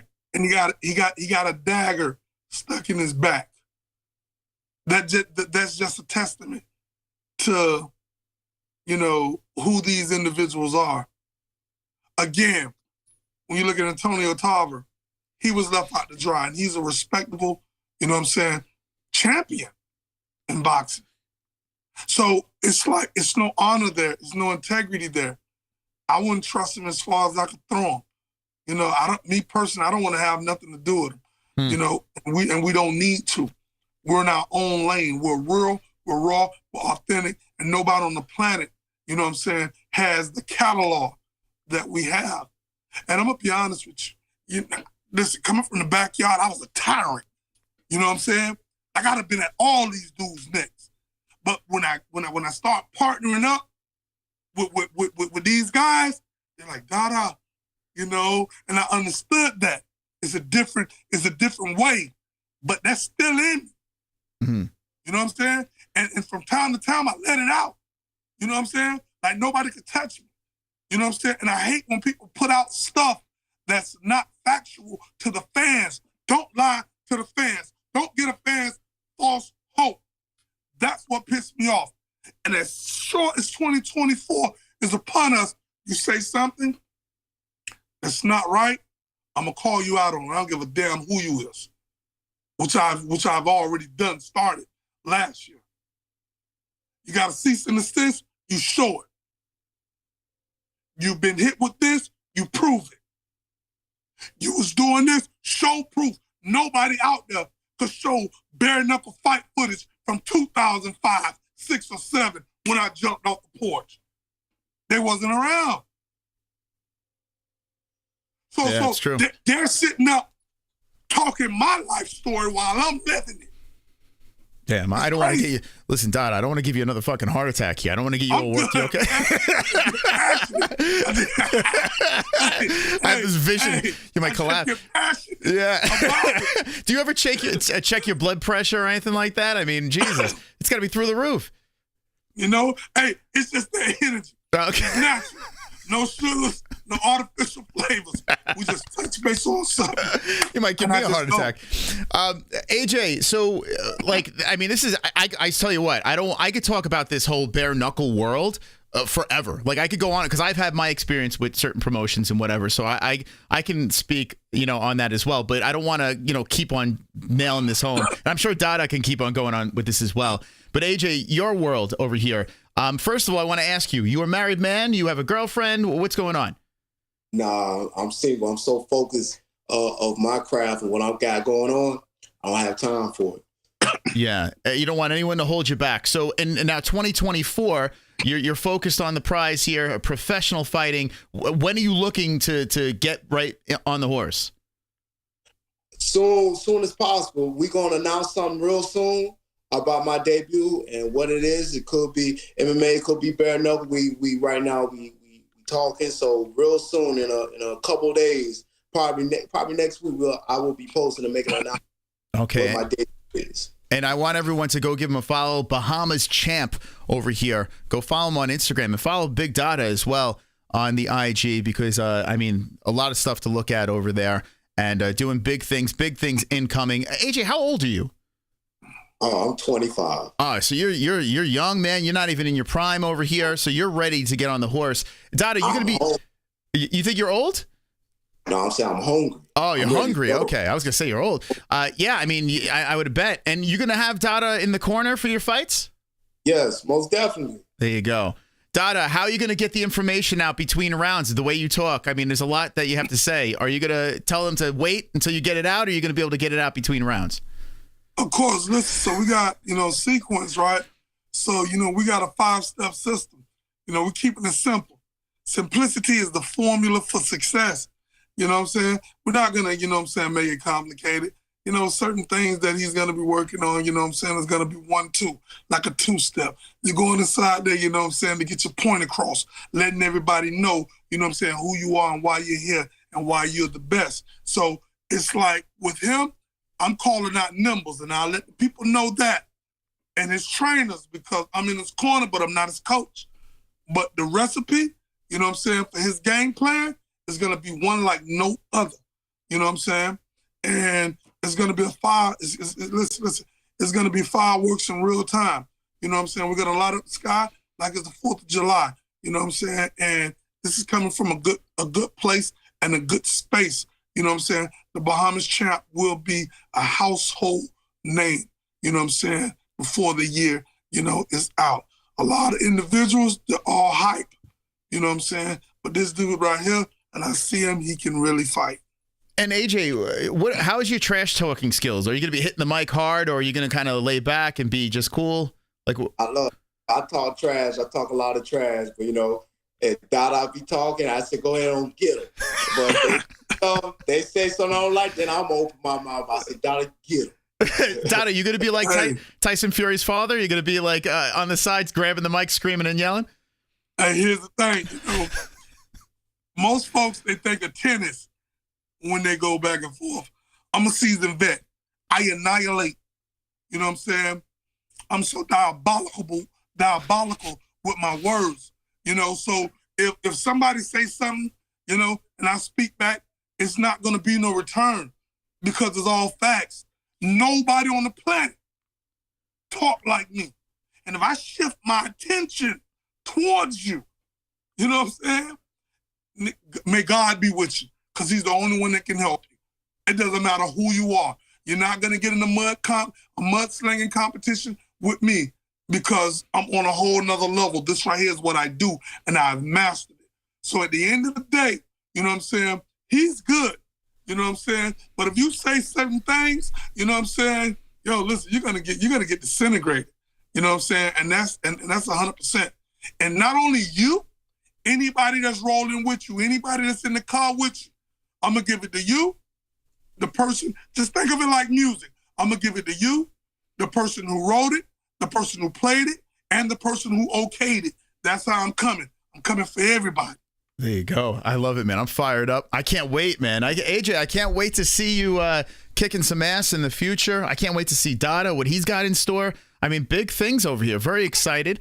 I want to thank both of you for coming on the show tonight, taking some time out to the MMA-Holes. And we'll start with AJ here. I want you to give the last words to the MMA-Holes community. What can we look forward to in the future of AJ Stuart? Hey, man, it's going to be very, very big. And I just want to thank you for letting me be on your platform. And I'm telling y'all, before this year out, you'll see me on top of the food chain in this fight game. So y'all be ready. There we go. Love it. And Dada? I just got to say, follow the originators, not the imitators or duplicators. You could copy our format. You could copy our style, but you can't copy respect. You got to earn that. And every time we show up, we prove just that. BYB 24, Biloxi, Mississippi, February the 10th. It goes down. Listen, ladies and gentlemen, we're not effing around. You know what I'm saying? I invite you all on a journey. You know, follow BYB Extreme on all social media platforms. Subscribe to the BYB Extreme YouTube channel. Subscribe to the Real Dada 5000 YouTube channel to see history, to see how this thing formulated.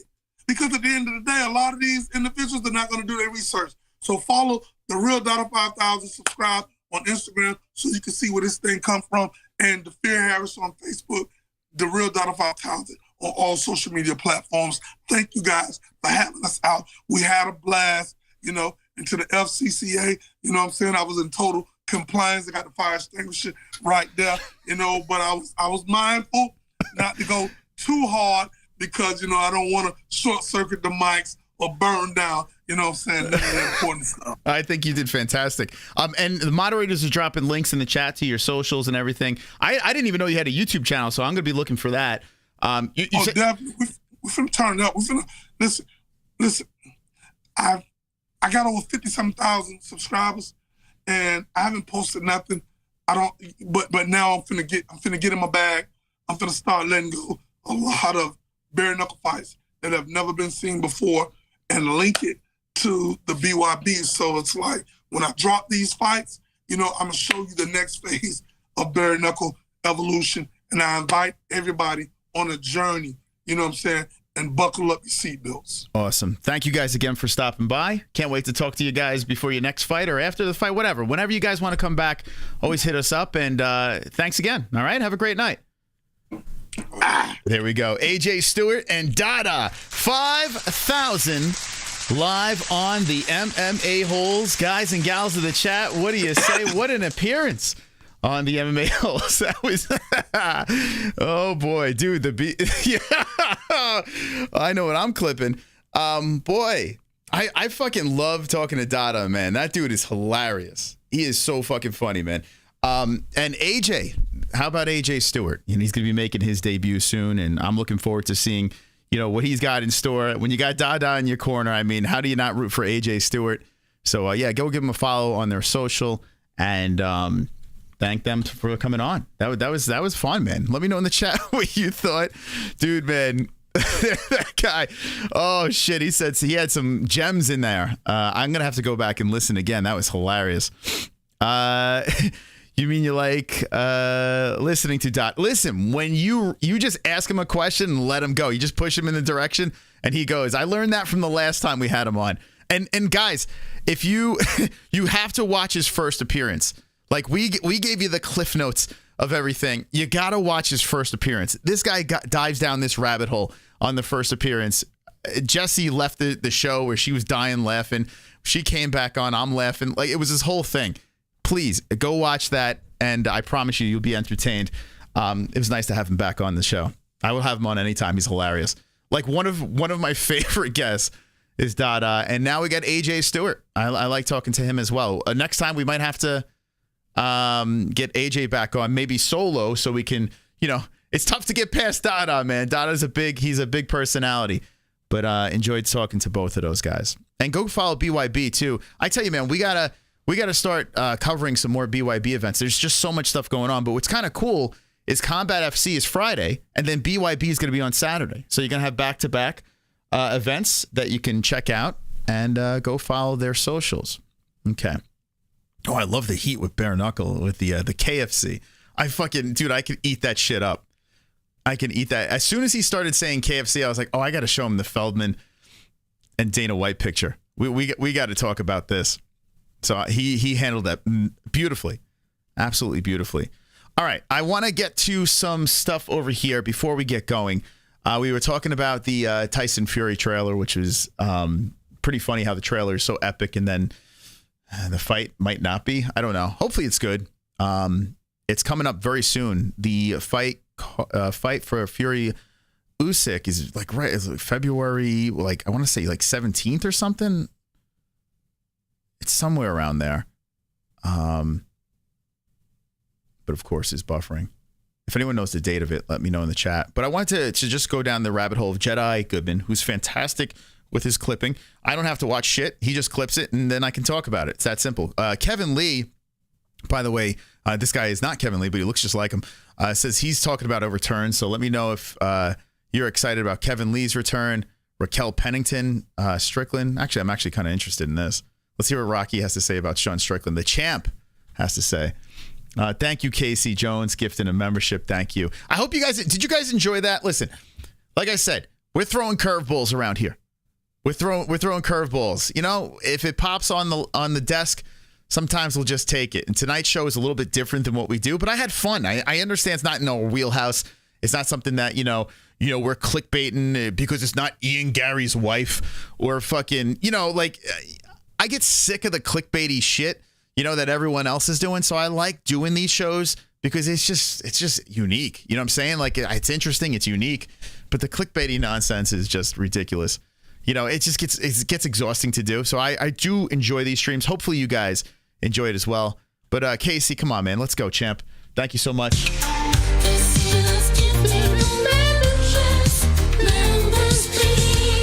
Get on.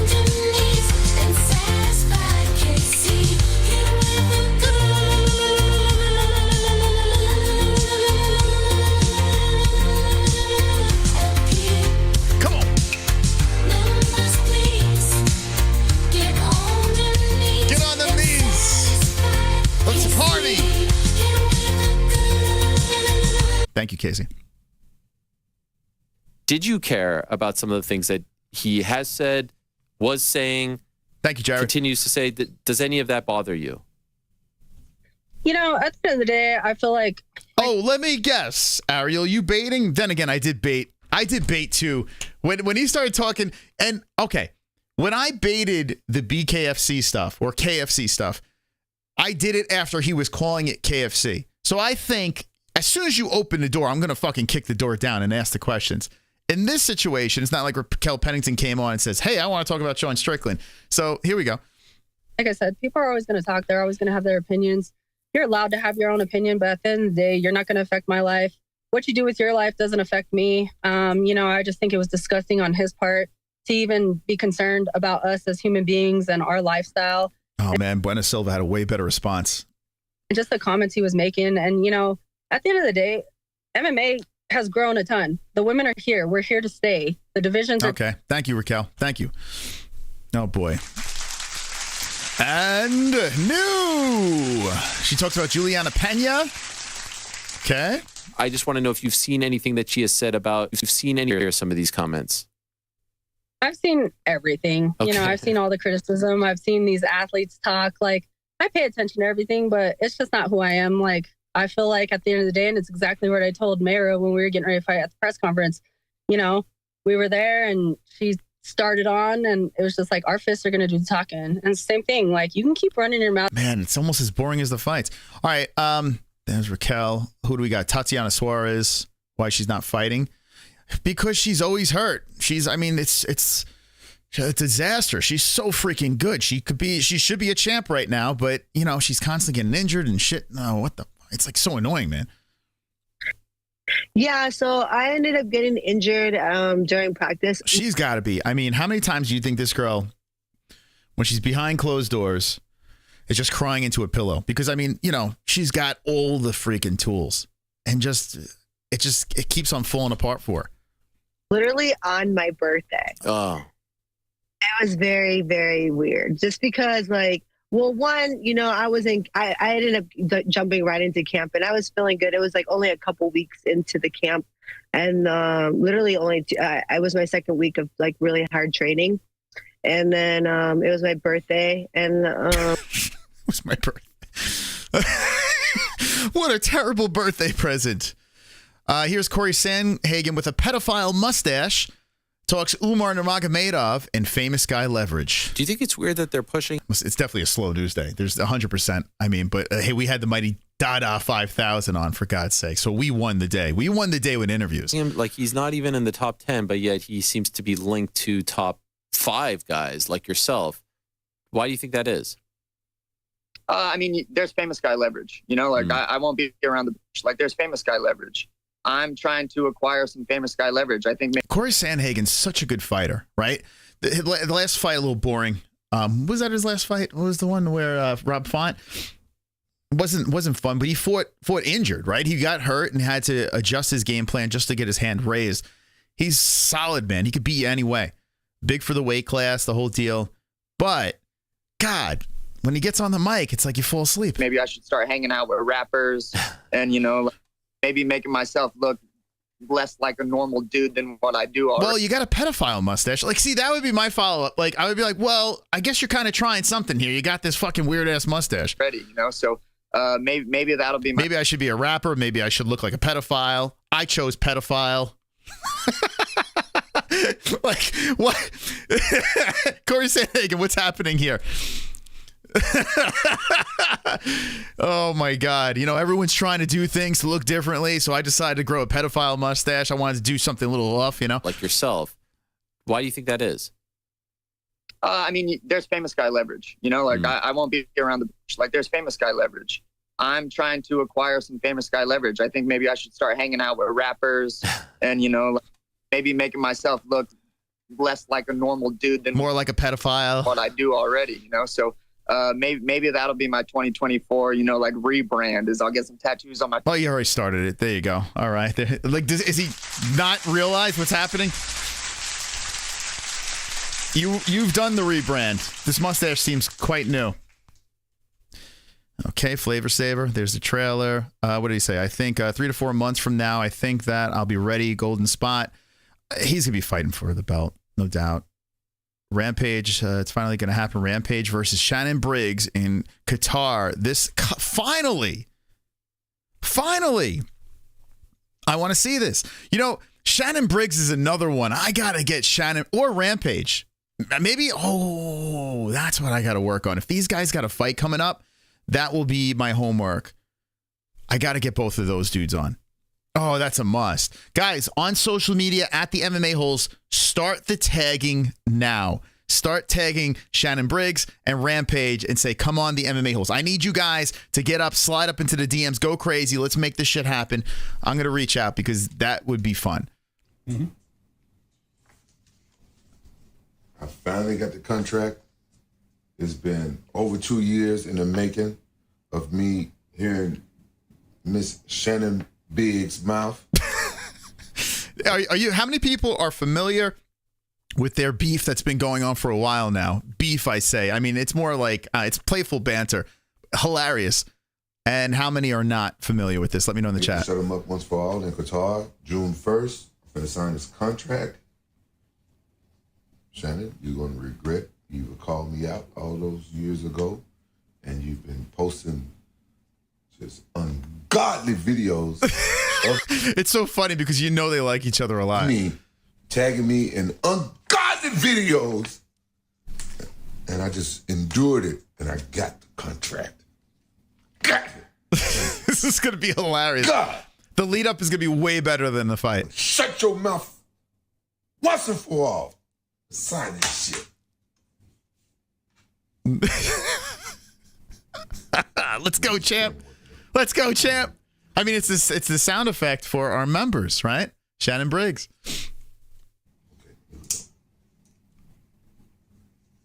He's like, okay, here we go. Rampage. He's in great shape now, Rampage. He's not like a big walrus anymore. It's going to take a while. You guys see the end result. You see end results. It's going to take a while. All right, there's Rampage. Rampage Jackson, the best. That time Dana White watched UFC Panini Prism cards opened. Look how bored he looks. So let's go ahead and dive in here. I want to kind of give you a sense of what we got going on. So here's the UFC Prism release, right? So this is a hobby box. Hobby boxes have two auto. I got to get my hands on these cards. So we opened up these cards. We should probably be doing the next, like the biggest card we have is like a McGregor hologram on this. That's worth something. It's in this thing over here. 2019 Prism cards. Not Prism, Tops. But we should get our hands on the Prism cards. Would you guys be interested in like Prism giveaways? If we do unboxings, we pull a good card and we do a giveaway. Let me know in the chat if it's something you'd be interested in. But we do have a McGregor card. We'll probably be putting it on the wheel or some giveaway. Maybe when McGregor comes back and fights, we'll throw it on there. I don't know. With the pillow or some shit. I don't fucking know. But if you are interested in that stuff, let me know if you're a collector. Autographs, right? So hobby boxes are built for the hobby shops, right? But you have other types of product or retail SKUs. So we have, retail. He does look so bored. Boxes. We have blaster boxes. So you'd see these on like the shelves at Target and Walmart. Is Dana White falling asleep? But we're going to go ahead and rip open a hobby box for you and see if we can pull anything big. Obviously, the Conor stuff in here, the Khabib stuff in here, the Nuñez stuff in here all sells really, really well. All right. Let's go ahead and get it. Let me know if you see anything that catches your eye. So let's no fucks given. There's no Nina. There's no half naked Nina drama going on, so Dana's not interested. What else we got here? Good old Jedi Goodman. Good old Jedi. Anything from the media scrums? Hold on a second here. Let me scroll through. All right, one more thing I want to catch on. Let's see. Maybe we'll go to MMA. I want to see if there's any good clips from the media scrum today. A little more Money Moicano. Actually, let's do it on Twitter.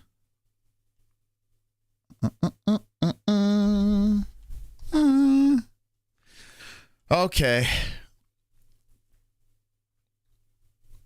There's Money. What's Money got to say? If you were a matchmaker, who would you book Islam to fight next? That's a good question. Let me see. Me personally, I would put the winner of Max Holloway in Justin Gage. Why? Because the history. Max Holloway, I always say that. I am a huge fan of Max Holloway. You like that's a great idea. I have a lot of cards. Okay. So yeah, if you want collectible, yeah, we'll probably get our hands on more collectible signed stuff. I also got to get this belt signed by more people. We have a belt here. When Goldberg came in and did like the commentary with us, he signed one of our belts, UndisputedBelts.com. Go check that out. Once we get a bunch of autographs, we'll have like a massive giveaway with that belt with all the autographs on it. So that's going to be really cool to do. And I got some other autograph stuff we can give away. The things that he accomplished in the sport, the whole model that he is. And obviously, Gate, for me, was supposed to be the number one because he beat Dustin with a beautiful knockout. So for me, personally, who wins the fight? Man, it'd be, if Holloway wins, if Holloway found a way to win that fight against Gaethje and be the BMF champ, that makes things very interesting. I kind of want Bless to win. Nothing against Gaethje. I'll probably wind up picking Gaethje. But if Holloway wins, that'd be something else. I would like to see him do good at 155. Should fight for the belt. As somebody who came up from featherweight to lightweight, there's been a lot of criticism that Max is just going to get destroyed by Justin Gaethje because he's a featherweight going up to lightweight. Do you agree with that, or as someone who's come up the division, like what are your thoughts on that? Maybe. Yeah, I see Max get beaten worse than Tony. It's the first thing I thought too when I was listening before. I was saying the exact same. I said this fight is probably going to play out exactly like the Tony fight with Gaethje. It's probably going to look exactly the same. They get the same back piece, right? When I first started watching, I used to get those guys confused. No joke. Yeah, it probably will wind up turning out like that, where Max will just slowly get broken down.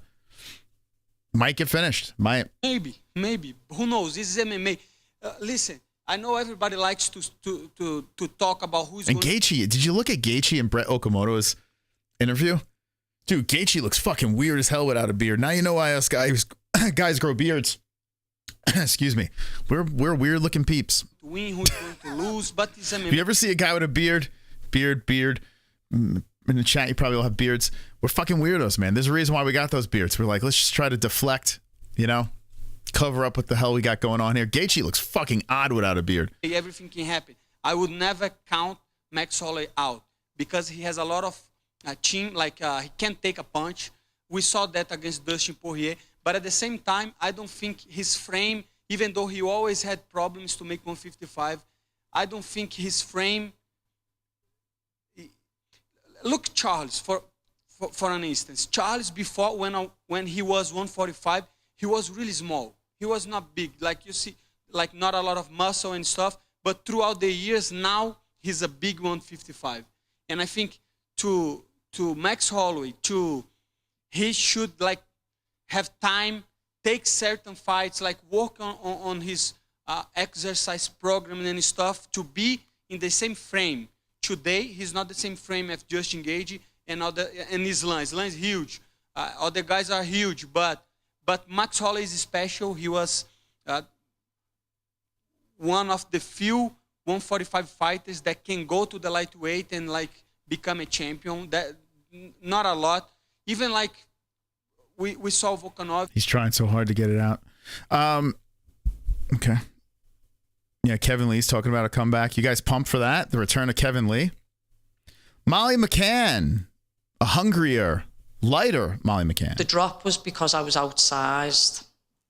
Now I look more like a man. And I think you can all see that was always the deal. I'd always get in there and the girls would be so big. I needed to make my face a little more chiseled. And, I remember doing a DEXA scan years ago and they kind of just said, if you drop, you're going to lose a lot of muscle and stuff. And smart, though. If she can get to that weight a little healthy, she'd probably do all right.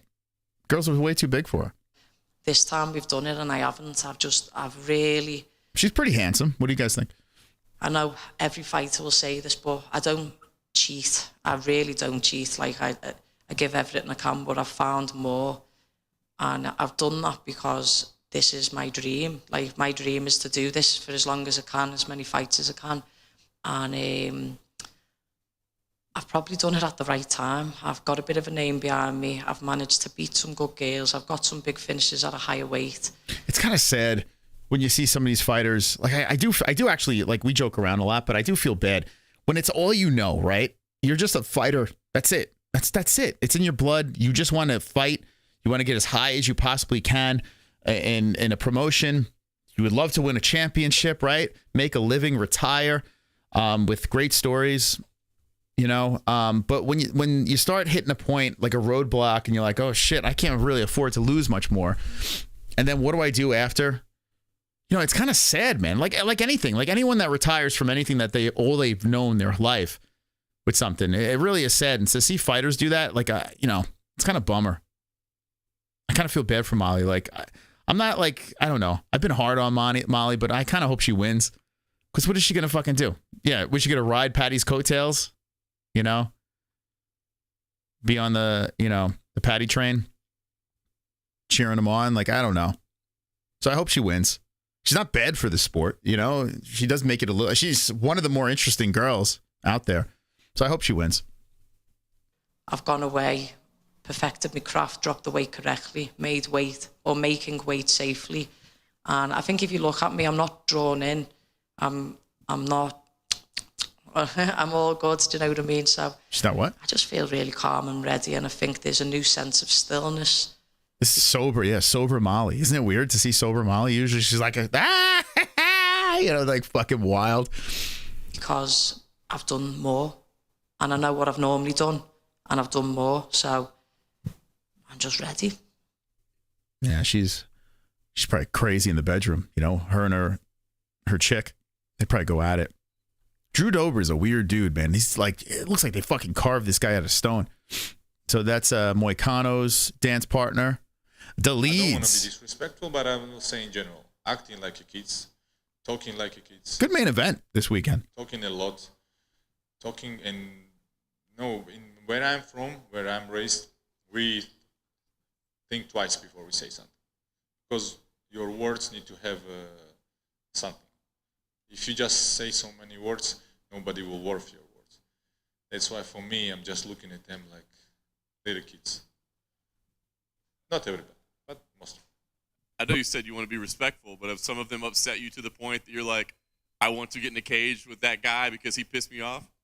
No, if you look how they're talking with each other, I'm very respectful. He's the guy that smashed Cheyenne Vlismus, right? Cheyenne buys. He's the guy that ran through her, knocked her up. I'm talking and how I'm saying this. And did anyone ask him about that? I never was saying nothing bad about nobody. My opponents are rounds fighters. But these guys are ready to say anything just for attention. And sometimes when I see them, and if I didn't like something, what they said before, and I'm saying, listen, now you see me, I'm in front of your face. Why you was talking like that? What's wrong? In Twitter or somebody else? Somebody of them don't even remember that they said or comment anything. Or man, it's this one. You got to be careful with MMA fighters. You got to be very, very careful. There's a reason why a lot of these guys got into and girls got into this sport. It's because of getting into fights young, being bullied, bad upbringings. There's a lot of that going on. So when knuckleheads like us are fucking talking shit on YouTube, it's just a matter of time before we can just get our fucking shit pushed in by these guys, man. It's just crazy. It's fucking crazy, man. But it's so funny. Like, and you watch a lot of these channels, talking running their mouths. And it's like, I don't think they realize that these guys here and gals that are training every day of their fucking life, if they come across anyone from a chat, from a fucking Twitter, from YouTube, they will fuck you up. But yet we all run our mouths and make jokes. This guy, like over here, no one in their right mind would say something to this guy to his face. He's fucking nuts. But it's crazy. Like the strongest people physically are the weakest people mentally. It's wild. To let words get to you, I don't know. Creep in a beanie. Like, look at this guy. This guy is like trying to rile me up. Like, you can't fucking let words, get to you. You just can't. You can't. But these guys and gals, that's probably why they fight, to get it all out of their system. So they don't beat the shit out of their spouse. This is just that. I understand that their words doesn't have worth. And I can't ask from them like I ask. Who is he referring to, though? Headliner: Roman deletes criticized outspoken middleweight contender for acting like kids. Oh, what did the guy say? What did he say? Hold on, I want to see. Oh yeah, by the way, this dude's out. Fucking Sean Brady is out of the fight in Atlantic City. Man, hopefully Luque is still on the card. That's fucking not cool. All right, what do we have over here? Belbita. Right, so I don't see the problem.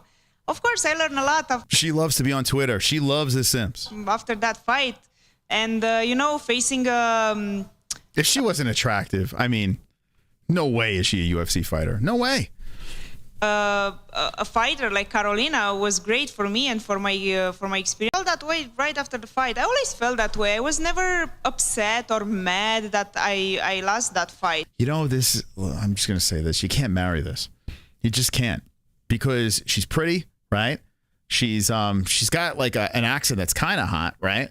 But imagine living with that. Imagine every day talking to that. Would you like some eggs? Would you like me to cook you some dinner? Like, dude, it'd be nuts. You'd be sitting at the dinner table. She'd be like, how was your day at work? You're stuck with that fucking accent. It's like, how far can you go with a hot girl? You know? Where do you want to go today? Like, this is the fight game. You win. Okay, it would drive me nuts. It would drive me nuts. That's what I'm saying, boys out there. Listen, it's nice to be with a hot woman, right? But please, don't marry someone with a crazy accent like this because it's just going to fucking drive you crazy. You're going to go nuts. You're going to go nuts. Or you lose. But I love Carolina, and I'm happy that I had that fight. Close your eyes and picture like just a disgusting woman talking like this. Because God forbid she hits the wall. That's all you're going to hear. Close your eyes. If I would have fought somebody that I didn't like it, probably I would have been, really upset losing. But it is what it is, and this is the fight game, and I'm all in. I love it. So you move forward. The UFC comes to you, and they say, hey, how about a rematch with Molly McCann? What were your initial thoughts? So, first of all, I have to admit that after I fought Carolina, I consider myself being done fighting. Only stepping fans. Down, and, that's it. Sometimes we don't feel to do it, and that's okay. And I just wanted to find another way in life, and I was ready for that. But You close your eyes. What'd you think, D's nuts? You still going to marry her? Oh, no. So there's Diana Belbita. There she is. Pretty girl, though. Definitely pretty. Michael Venipade says to expect an entertaining walkout. Is he gonna be allowed to wear like a prop? Are they gonna? I mean, didn't he have the glove, the Infinity glove, the Thanos glove? I wonder if the UFC is gonna let him do that. They should. The UFC should loosen up on that shit. Brittany Palmer was on. I listened to some of this. Another interview. I was like, fuck it. She's lucky she's hot. Because, my God, I couldn't get through it. Cormier says McGregor versus DS3 would be perfect for 300. I wouldn't be surprised if they're still trying to fucking pull that off. But, Sausage, where did you get that picture, that screenshot? Was that from Adesanya's stories? That is interesting. Did he post it? Israel Adesanya. 300, the 300 picture. It's not on his regular tweets. I wonder where he got that thing from. Is he hinting? UFC 300. There was, I'm not going to lie. There was a part of me I was kind of like, oh, man. Like, I don't know. I'm like, I want the Conor on 300. I want it on there. I don't know. I think that would be fun. I understand business-wise, probably not the best move, but Nate Diaz, Conor McGregor 3 on UFC 300? Sure. I can take my money, man. I'm down for the shit show. When your guest reads the comments during the live broadcast. Hold on a second. So AJ Stuart, when he came on the program, is this well, listen, I mean, Dada 5000, he's a man of many words. Okay, very nice. Here's the Izzy thing. Okay, the gods must be crazy. Israel Adesanya. UFC 300? Is this what this is alluding to? All right. Let me know in the chat what you think. Is that something that you'd be hyped for? Would you like to see Adesanya, DDP, Adesanya Pereira, Part 17? Let me know. All right. Guys and gals, I want to thank everyone for stopping by tonight. If you missed the interviews, go back to Kashiff Solarin. We met him tonight, high as a kite. He's fighting at Combat FC on Fight Pass, February 9th. So run it back. Hilarious. The fact that, the chat exposed him and said you're high, and he is like, I am. It was great talking to him if you wanted to see him. Dada 5000 came on with AJ Stuart, and that interview was fun. Dada was shot out of a cannon talking. The best part to me was when he addressed another bare knuckle organization. In fact, I have to that's got to be clipped. If my clipping guy is watching, please clip that for me. That's fantastic. but I'm going to be tagging everyone with that one. I loved it. I love the way he handled that. So I'm looking forward to what Dada 5000 has in the future. And that's it for tonight. Tomorrow is Thursday, but Friday we're fooking off. Fooking off on a Friday. I'll see you Friday night on this channel. And then Saturday back on the saddle for the fights. Thank you to everyone that stopped by. Make sure to hit the like button and hop down in the comment section. Don't be scared. You can say whatever the hell you want over there. Let me know what you're eating. Give me your predictions for UFC 300. Just say something. I don't know. And don't be an a-hole. Be an MMA-hole. Good night. Night.